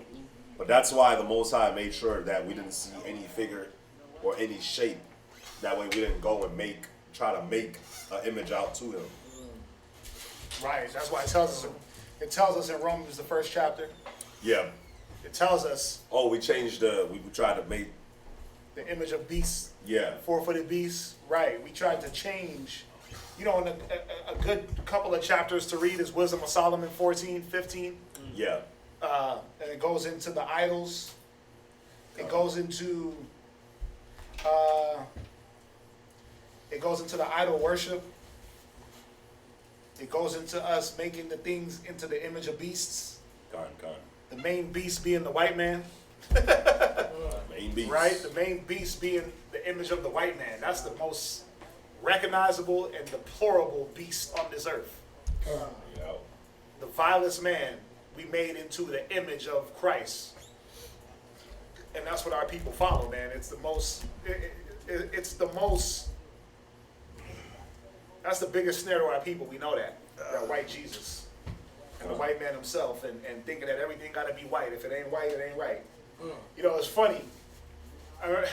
My son was born, and for the 3-4 days after he was born, like, he didn't see me, he didn't see his mom. They kept him isolated because of the whole coronavirus thing, to test and do all that. And the first thing I said was, when I got him, I was like, he ain't gonna look at no more white people for the next 8 months. Why? Because they try to burn the first image in your head. Being a white person, man, being a white boy. And you see that, the first thing you see. That's why it's all over TV. Yeah, but that's why your teacher, your whole grade coming up from kindergarten all the way up, it was a bunch of old white people. Right? Your boss. They programmed you to show, your boss, old white man. Sunday school, Christ is white. God is white. So now it makes everything else okay for a white man to be above you, that image to rule you. It's easy. Programming, man. It's easy to program. Do it from young. You see what I'm saying? So I was like, yeah, he ain't seeing no white folk. My son ain't gonna look at another white person, another Edomite, for a year. He gonna have all dark-skinned people in his face. You know what's funny? That means I ain't gonna see it. Yeah, that means you light-skinned. Y'all ain't now. You light brights ain't seeing them. No, Light brights. I'm joking. Go ahead. What you gonna say? I gotta get back on the roof. I was gonna say, man. I think you know, I don't really remember seeing my first white person till I came to America. I remember seeing Asians, but I don't remember seeing. Me neither. Me like, too. Like thinking about it, being in Jamaica, I don't remember seeing white people. You don't? Like at all. Not until I stepped foot in the airport, or maybe it was on the air. No, it wasn't even on the first time I saw a white person that I can remember was in the airport. Yeah. When I made it to America. And I was like, wow, I y'all, know white people y'all like real. that in Jamaica. You probably get 1 or 2 white people per couple Probably of in the thousand. Vegas, When I was young, my dad took me around a lot of white people. I mean. Yeah. At the Christmas parties and everything. I was the Yeah. only Negro child up there. Everybody got a prize except me. Everybody got a what? You know how they used to pull for prize? Oh. Everybody got a prize except me. Because you a black man. That's what I know. Come on, let's salute him up. Let's salute him up.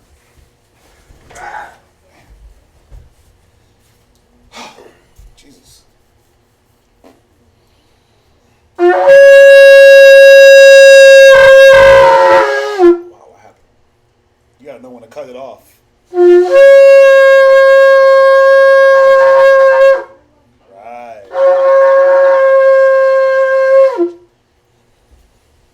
I might have found it. You lose your wind. You gotta know when to woo, stop. Woo, right.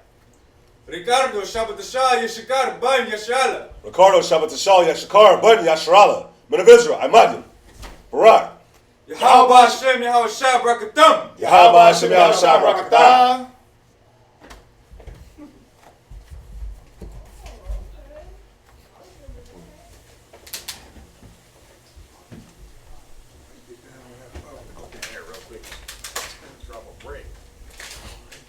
That quick? Yeah. Is that like a record? You knew it was in. Oh, that's how I know it. If you knew it was in here. You knew the power. That was faster than I'm sorry. We're gonna pick up at Deuteronomy 4:18.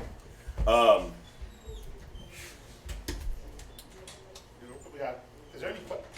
We didn't even look online. Is there questions or anything? Godard Livingston Bernard. Right. Said, Shalom. What if my earthly father says he's gonna cut you off, maybe my inheritance because he is a lost sheep? If I disobey him, or my mother, what is your opinion? Mother Tanakh says, Shalom. Wait, where it says Shalom. What if my earthly father says he's gonna cut me off, maybe from my inheritance, because he is a lost sheep? If I disobey him, my mother, what is your opinion? Well, let's go to Matthew. First and foremost, and let me ask this.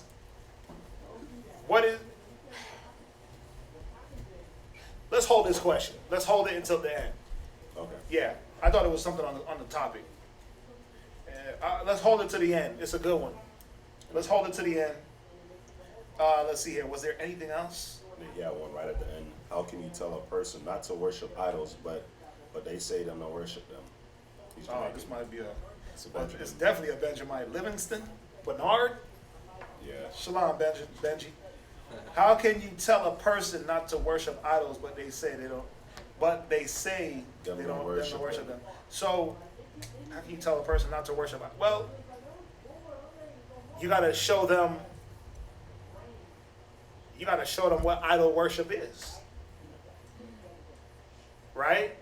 You gotta show them, are they putting an image above what the scriptures say? So for instance, there's a lot of things that we worship unknowingly, right?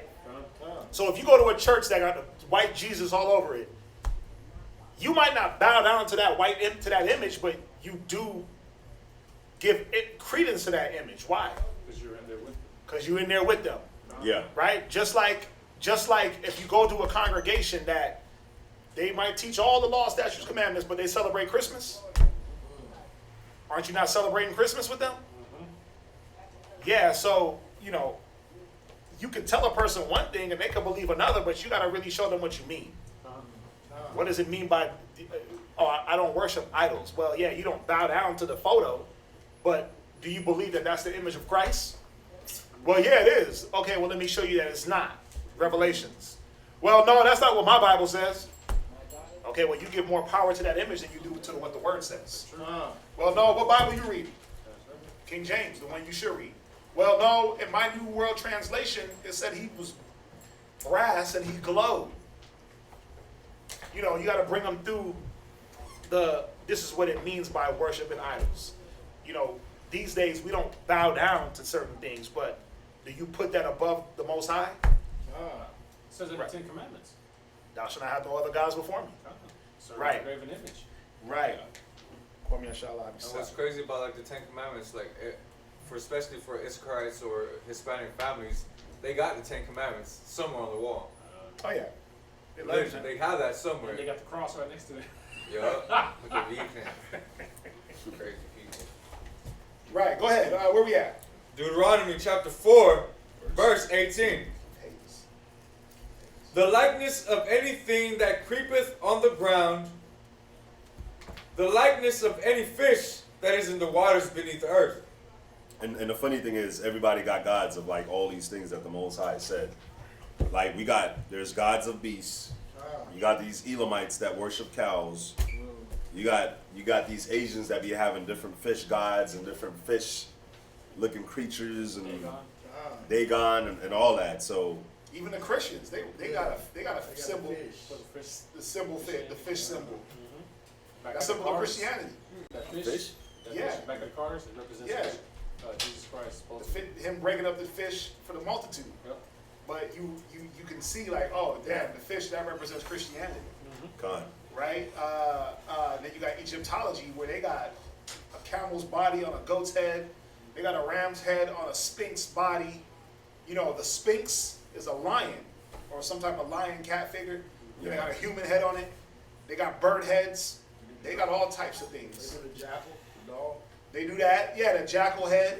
Yeah. They worship all types of gods, man. And the Issacharites are synonymous. The Issacharites are synonymous with praising death. Yeah. Yep.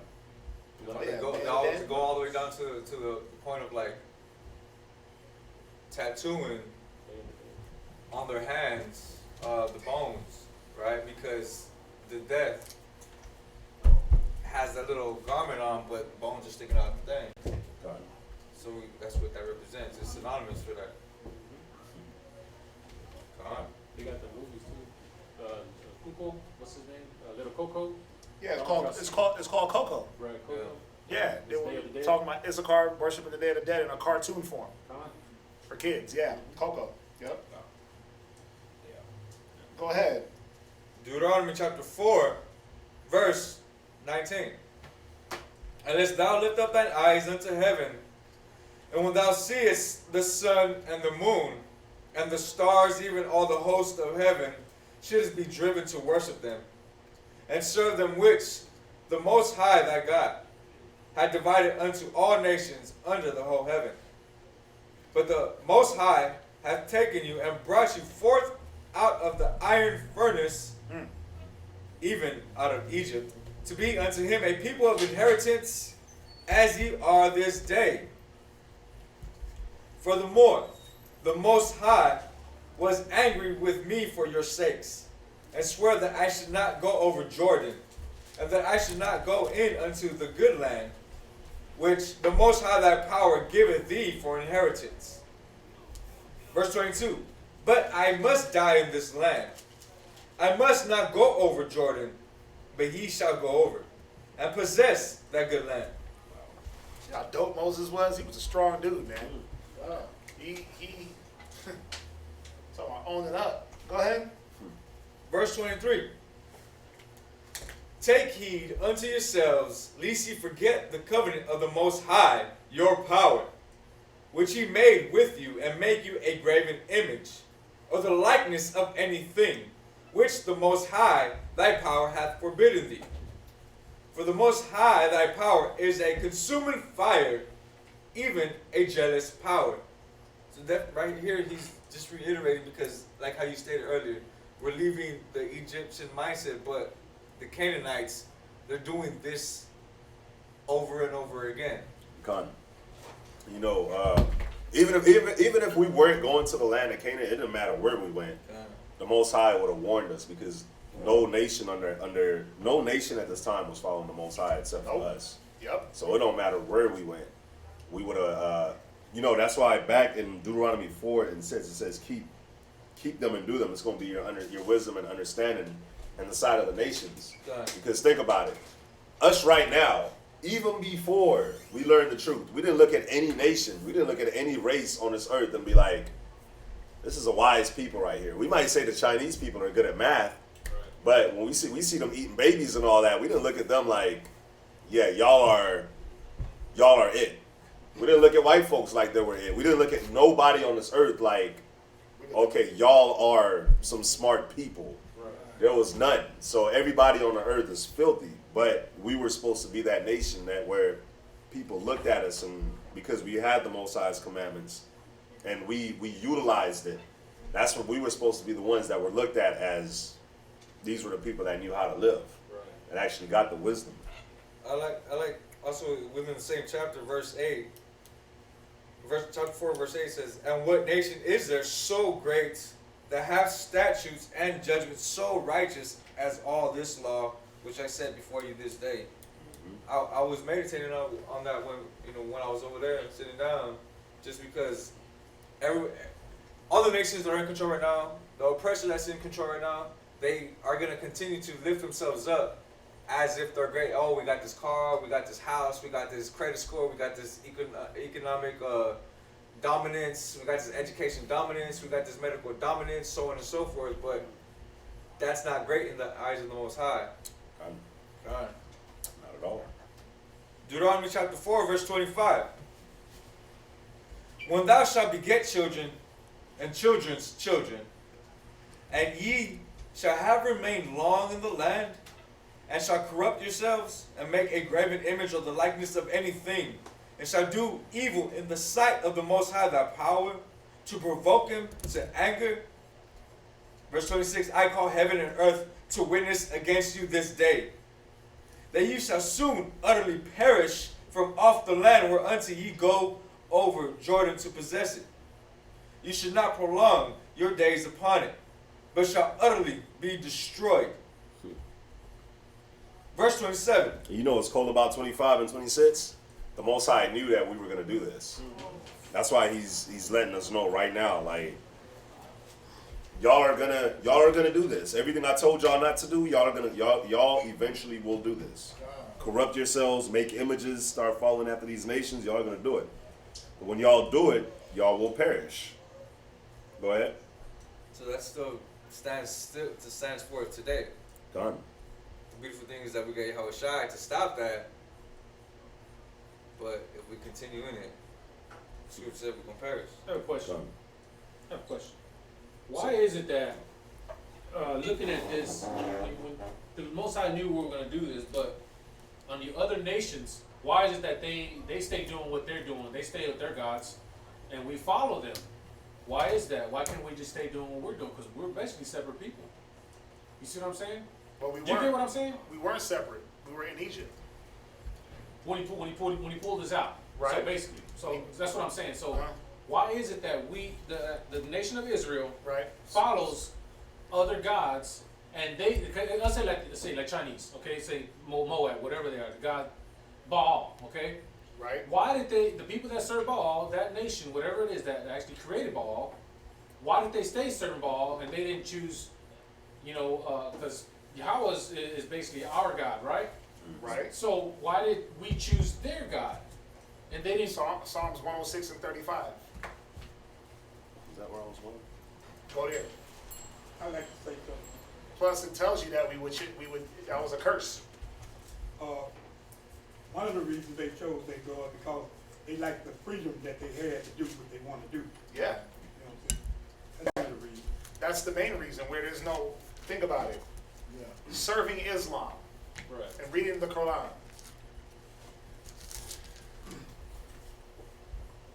Where's the punishment for transgressions? Where's the ownership for anything you do wrong? I got one better. Catholicism, Christianity. Right. Catholicism, you sin. Turn that fan on. Catholicism, you sin. You go sit in front of the Father. You confess, Father, forgive me, Father, I have sinned. Hail Mary, Father, full of grace. You say your 3 Hail Marys, you're gone. And that's a sin no more. Thing. And then what do? You sin and you go back and do the same thing. Sin, go back. There's no godly sorrow. Right. There's no repentance that you really have to have with these gods. You see what I'm saying? So Israel wants the easy way out. I got it.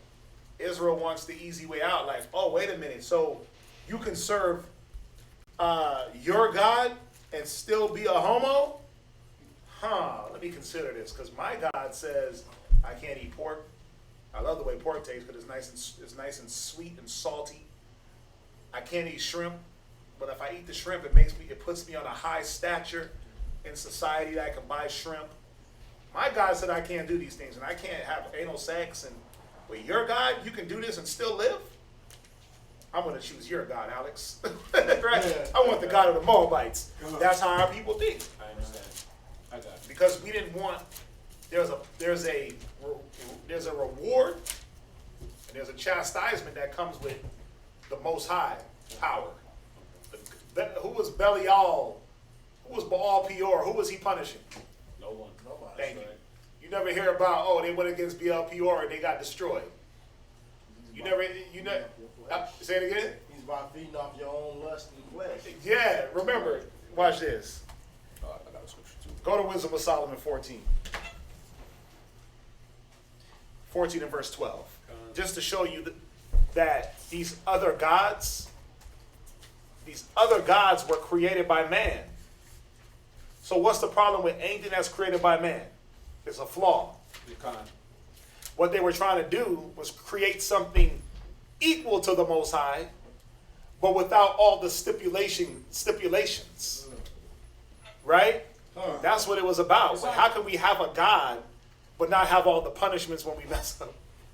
But still have all the blessings. We don't want no risk, but we want all reward. Well, let's create a God and put some power behind his name, but ain't no real power behind these gods. Right. Watch, read this real quick. Wisdom of Solomon, chapter 14, verse 12. For the devising of idols was the beginning of spiritual fornication. Right, it was the beginning of spiritual fornication. Go ahead.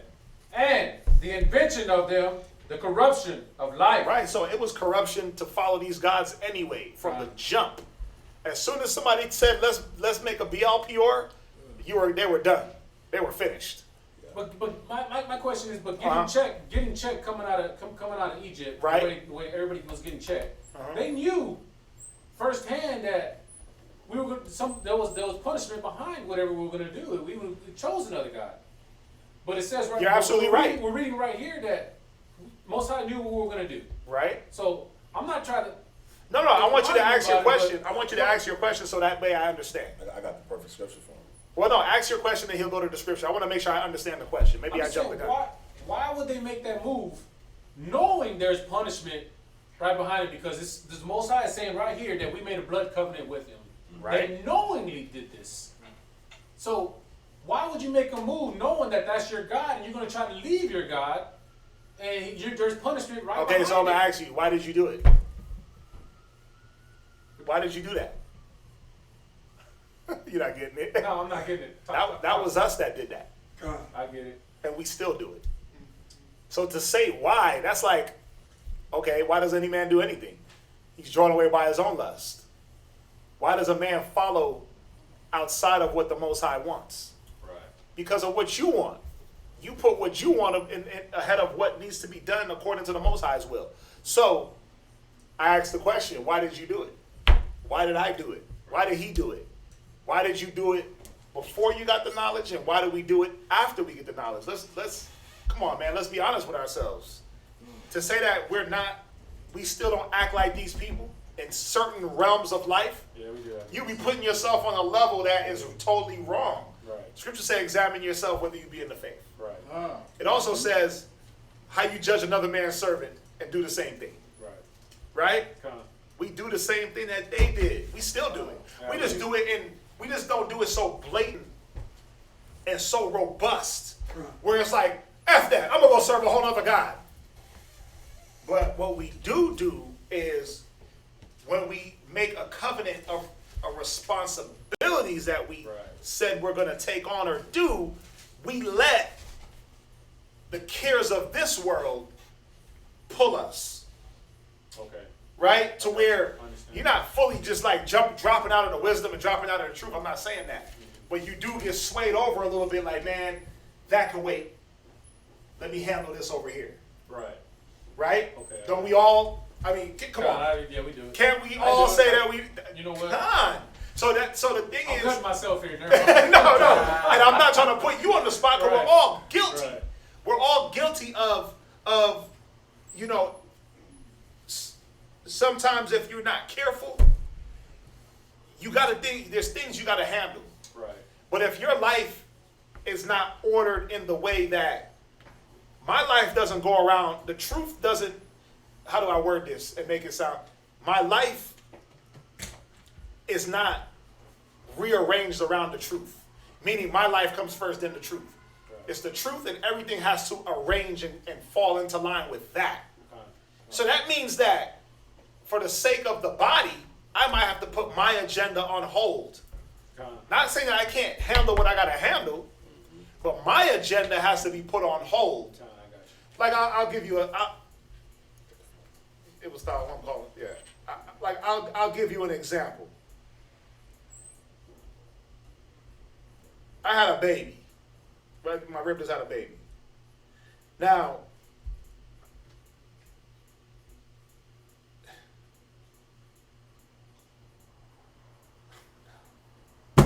bro, let's tell Shadat to answer his phone. Go out there real quick and tell Shadat to answer his phone. Jesus Christ. What was I gonna say? My whole fault. Right, I just had a kid. Now,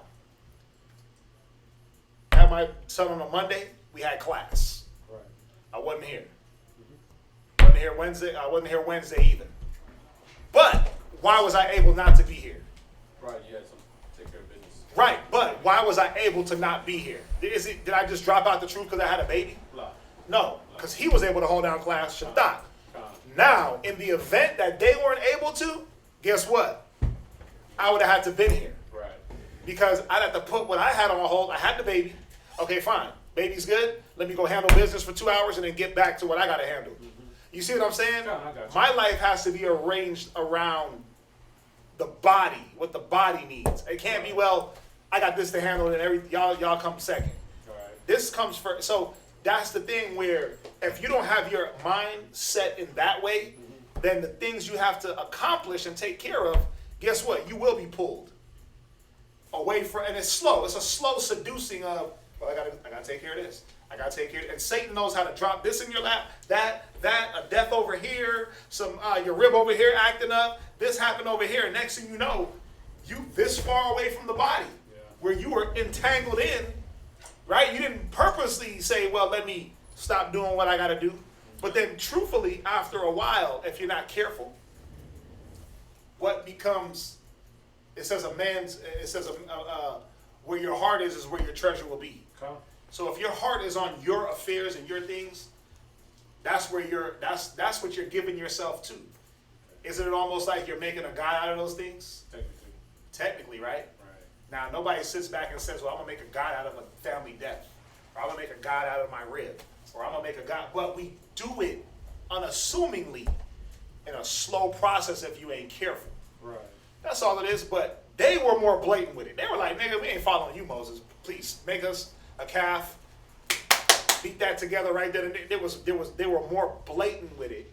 Where we're more subtle with it. Right. But it's the same difference. I understand. Yeah, so why'd you do it? No, I'm playing.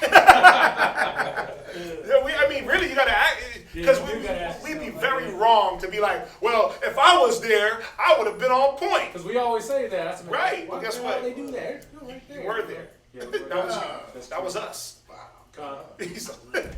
Right? Right. You had a scripture, though. All right, pass the point. Oh, I'm sorry. That's already good. I'm sorry. How can... Shalom. They took away their message. Did you take the message? No, they took it away. Was it a question? It was a question. They was asking about Yahushua and Christ. If we worship. Your worship, yeah.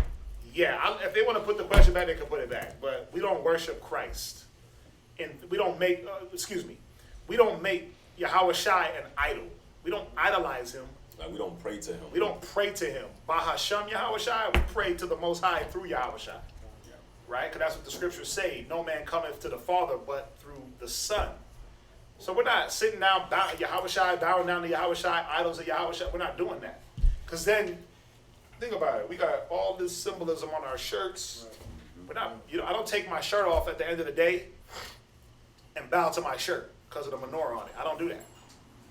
You see what I'm saying? So we got to put that into the proper perspective. We pray to the Most High, Bahashem Yahushua, through Yahushua, through the spirit of Yahushua, through the faith in Yahushua, that he died on the cross for us. That's all that is. All right? I know they rescinded their question, but everybody saw it, so, got to be careful what you put out there. Go ahead. Read on. Deuteronomy chapter 4, verse 27. And the Most High shall scatter you among the nations. Right. And you shall be left few in number among the heathen, whither the Most High shall lead you. Right.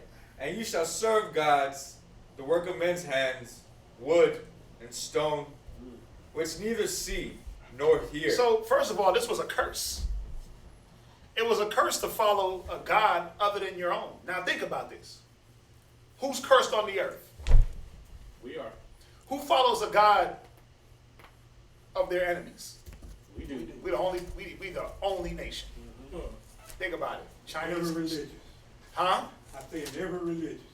You said in every religion? Yeah. But think about it. The majority of the Chinese follow Buddha. Mm-hmm. The majority of Indians follow Shiva or Hinduism, right? The majority of Esau, white boys, Russian, Italian, they follow Christianity, or they're Protestant Christians, or they're Orthodox Christians, but they follow some form of Christianity.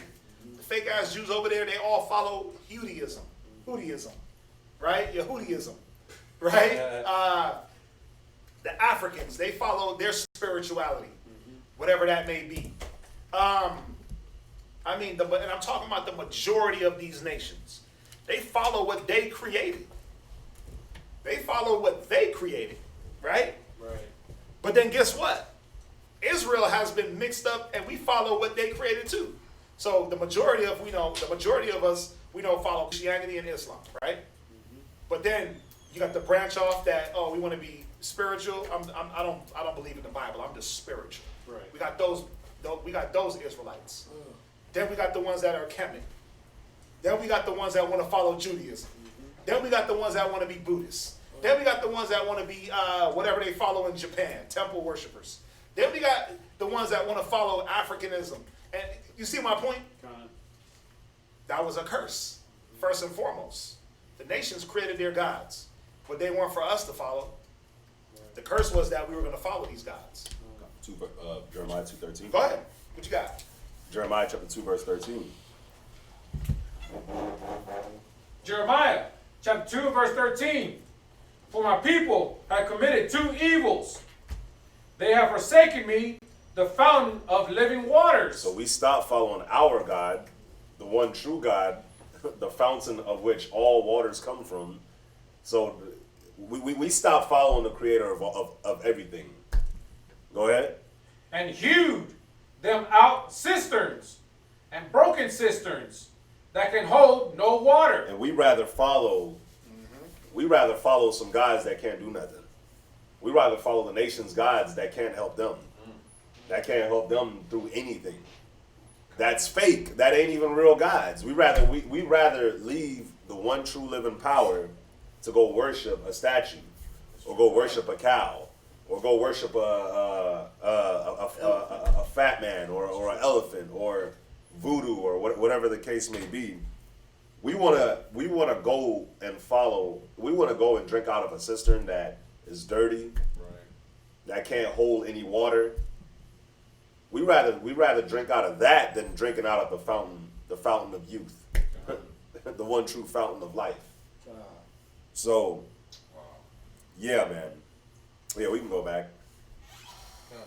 Make you feel like crap, though. Deuteronomy chapter 4, verse 28. Last precepts. Which neither see, nor hear, nor eat, nor smell. Verse 29. Revelations 12, right? The earth of the woman? Yeah. Yeah, real quick. For Martin 80, where can I find the scripture that prophesies about evidence and secrets coming out from the ground? You talking about Revelations 12. Revelations 12 and 9, I believe. The earth. Revelations 12:16. The earth helped the woman. The earth opened her mouth and swallowed up the flood, which the dragon cast out of his mouth. Yeah, that's what you're talking about. Revelations 12 and verse 16. Go ahead. Deuteronomy chapter 4, verse 29. Yeah. But if from thence thou shalt seek the Most High thy power, thou shalt find him. If thou seek him with all thy heart and with all thy soul. When thou art in tribulation, and all these things are come upon thee, even in the latter days, if thou turn to the Most High thy power, and shalt be obedient unto his voice. For the Most High thy power is a merciful power. He will not forsake thee, neither destroy thee, nor forget the covenant of thy fathers, which he swore unto them. For ask now of the days that are past, which were before thee, since the day that power created man upon the earth, and ask from the one side of heaven unto the other, whether there hath been any such thing as this great thing is, or hath been heard like it. Verse 33. Did ever people hear the voice of the Most High, speaking out of the midst of the fire, as thou hast heard and lived? Or hath the Most High essayed to go and take him a nation from the midst of another nation, by temptations, by signs, and by wonders, and by war, and by a mighty hand, and by a stretched out arm, and by great terrors, according to all that the Most High your power did for you in Egypt before your eyes? Unto thee it was showed, that thou mightest know that the Most High, he is power. There is none else beside him. Out of heaven he made thee to hear his voice, that he might instruct thee. And upon earth he showed thee his great fire, and thou heardest his words out of the midst of the fire. And because he loved thy fathers, therefore he chose their seed after them, and brought thee out in his sight with his mighty power out of Egypt, to drive out nations before thee, and mightier than thou art, to bring thee in, to give thee their land for an inheritance, as it is this day. Know therefore this day, and consider in thine heart, that the Most High, he is the power in heaven above, and upon the earth beneath. There is none else. Thou shalt keep therefore his statutes and his commandments, which I command thee this day, that it may go well with thee, and with thy children after thee, that thou mayest prolong thy days upon the earth, which the Most High thy power giveth thee forever. Then Moses severed 3 cities on this side Jordan toward the sunrise. That was it for.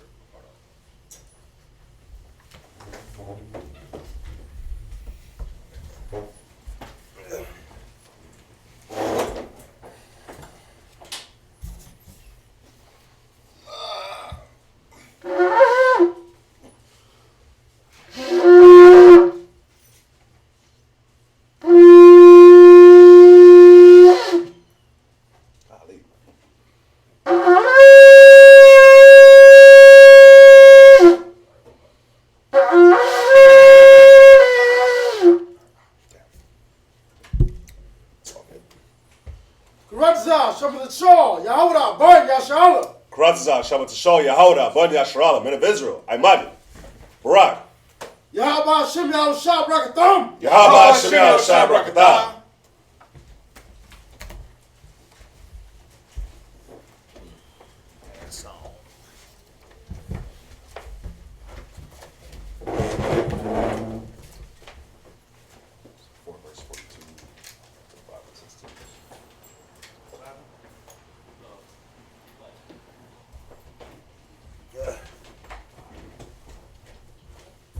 Deuteronomy chapter 4, verse 42.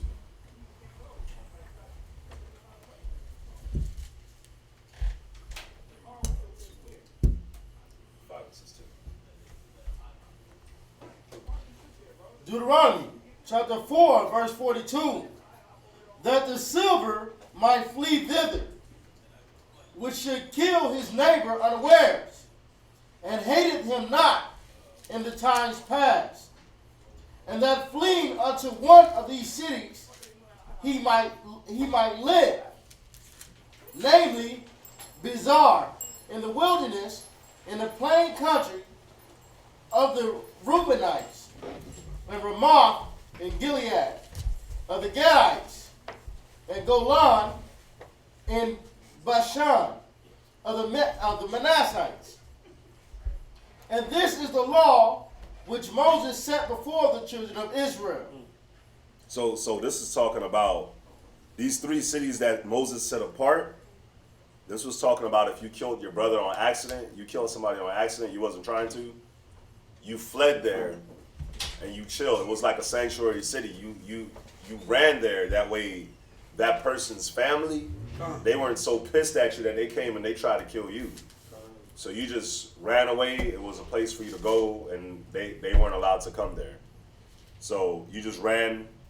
You stayed there for a while until, things got hashed out pretty much.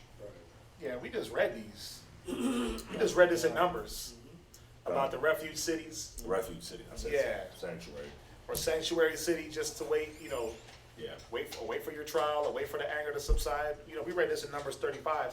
Again, showing you that Deuteronomy is a recap. Parts of Deuteronomy is a recap of what we read in Leviticus, Numbers, and Exodus. Yeah. Go ahead. Verse 45. These are the testimonies and statutes and the judgments which Moses spake unto the children of Israel after they came forth out of Egypt, on this side Jordan, in the valley over against Beth Peor, in the land of Sihon, king of the Amorites, who dwelt in Heshbon, whom Moses and the children of Israel smote after they were come forth out of Egypt. And they possessed his land. And the king of Og, king of Bashan, 2 kings of the Amorites, which were on this side Jordan toward the sun rising. And Naor, which is by the bank of the river Arnon, even unto Mount Sion, which is Hermon. All the plain on this side Jordan eastward, even unto the sea of the plain under the springs of Pisgah. Deuteronomy chapter 5 and verse 1. And Moses called all Israel and said unto them, Hear, O Israel, the statutes and judgments which I spake in your ears this day, that they may learn them and keep them and do them. The Most High, our power, made a covenant with us in Horeb.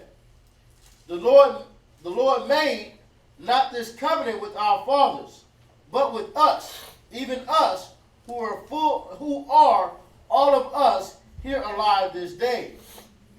The Most High talked with you to face in the mount of the midst of the fire. I stood between the Most High and you at that time, to show you the word of the Most High. For ye were afraid by reason of the fire, and went not up into the mount, saying, I am the Most High thy power. which brought thee out of the land of Egypt, from the house of bondage. Thou shalt have none other gods before me. Thou shalt not make thee any graven image or any likenesses of anything that is in the heaven above, or that is in the earth beneath, or that is in the water beneath the earth. Thou shalt not bow down thyself unto them, nor serve them. For I, the Most High, thy power, am a jealous power, visiting the iniquity of the fathers upon the children unto the third and fourth generation of them that hate me, and showing mercy unto thousands of them that love me and keep my commandments. Thou shalt not take the name of the Most High, thy power, in vain. For the Most High will not hold him guiltless that taketh his name in vain. Keep the Sabbath day to sanctify it, as the Most High thy power hath commanded thee. 6 days shalt thou labor, and do all thy work. But the 7th day is the Sabbath of the Most High power. In it thou shalt not do any work, thou, nor thy son, nor thy daughter, nor thy manservant, nor thy maidservant, nor thine ox, nor thine ass, nor any of thy cattle, nor thy stranger that is within thy gates. That thy manservant and thy maidservant may rest as well as thou. And remember that thou wast a servant in the land of Egypt, and the Most High thy power brought thee out thence through a mighty hand and by a stretched out arm. Therefore the Most High thy power commanded thee to keep the Sabbath day. Honor thy father and mother, as the Most High thy power commanded thee, that thy days may be prolonged, and that it may go well with thee in the land which the Most High thy power giveth thee. Gone.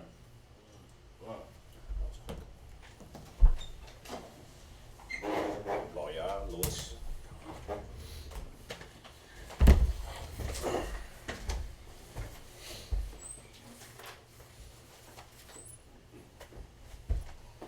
Lewis! Oh. Slack.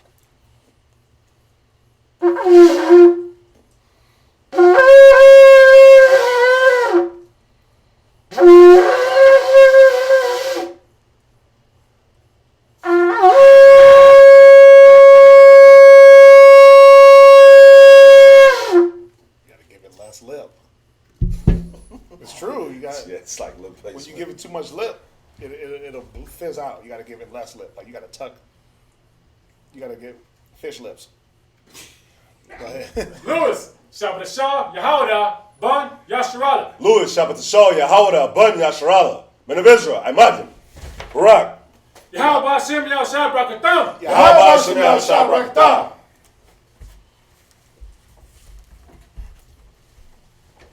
Fish lips. Oh, fish had lips. So he'll read. You'll read. I'll read. We'll try to get him back up. At the end? Oh, at the very end. Yeah.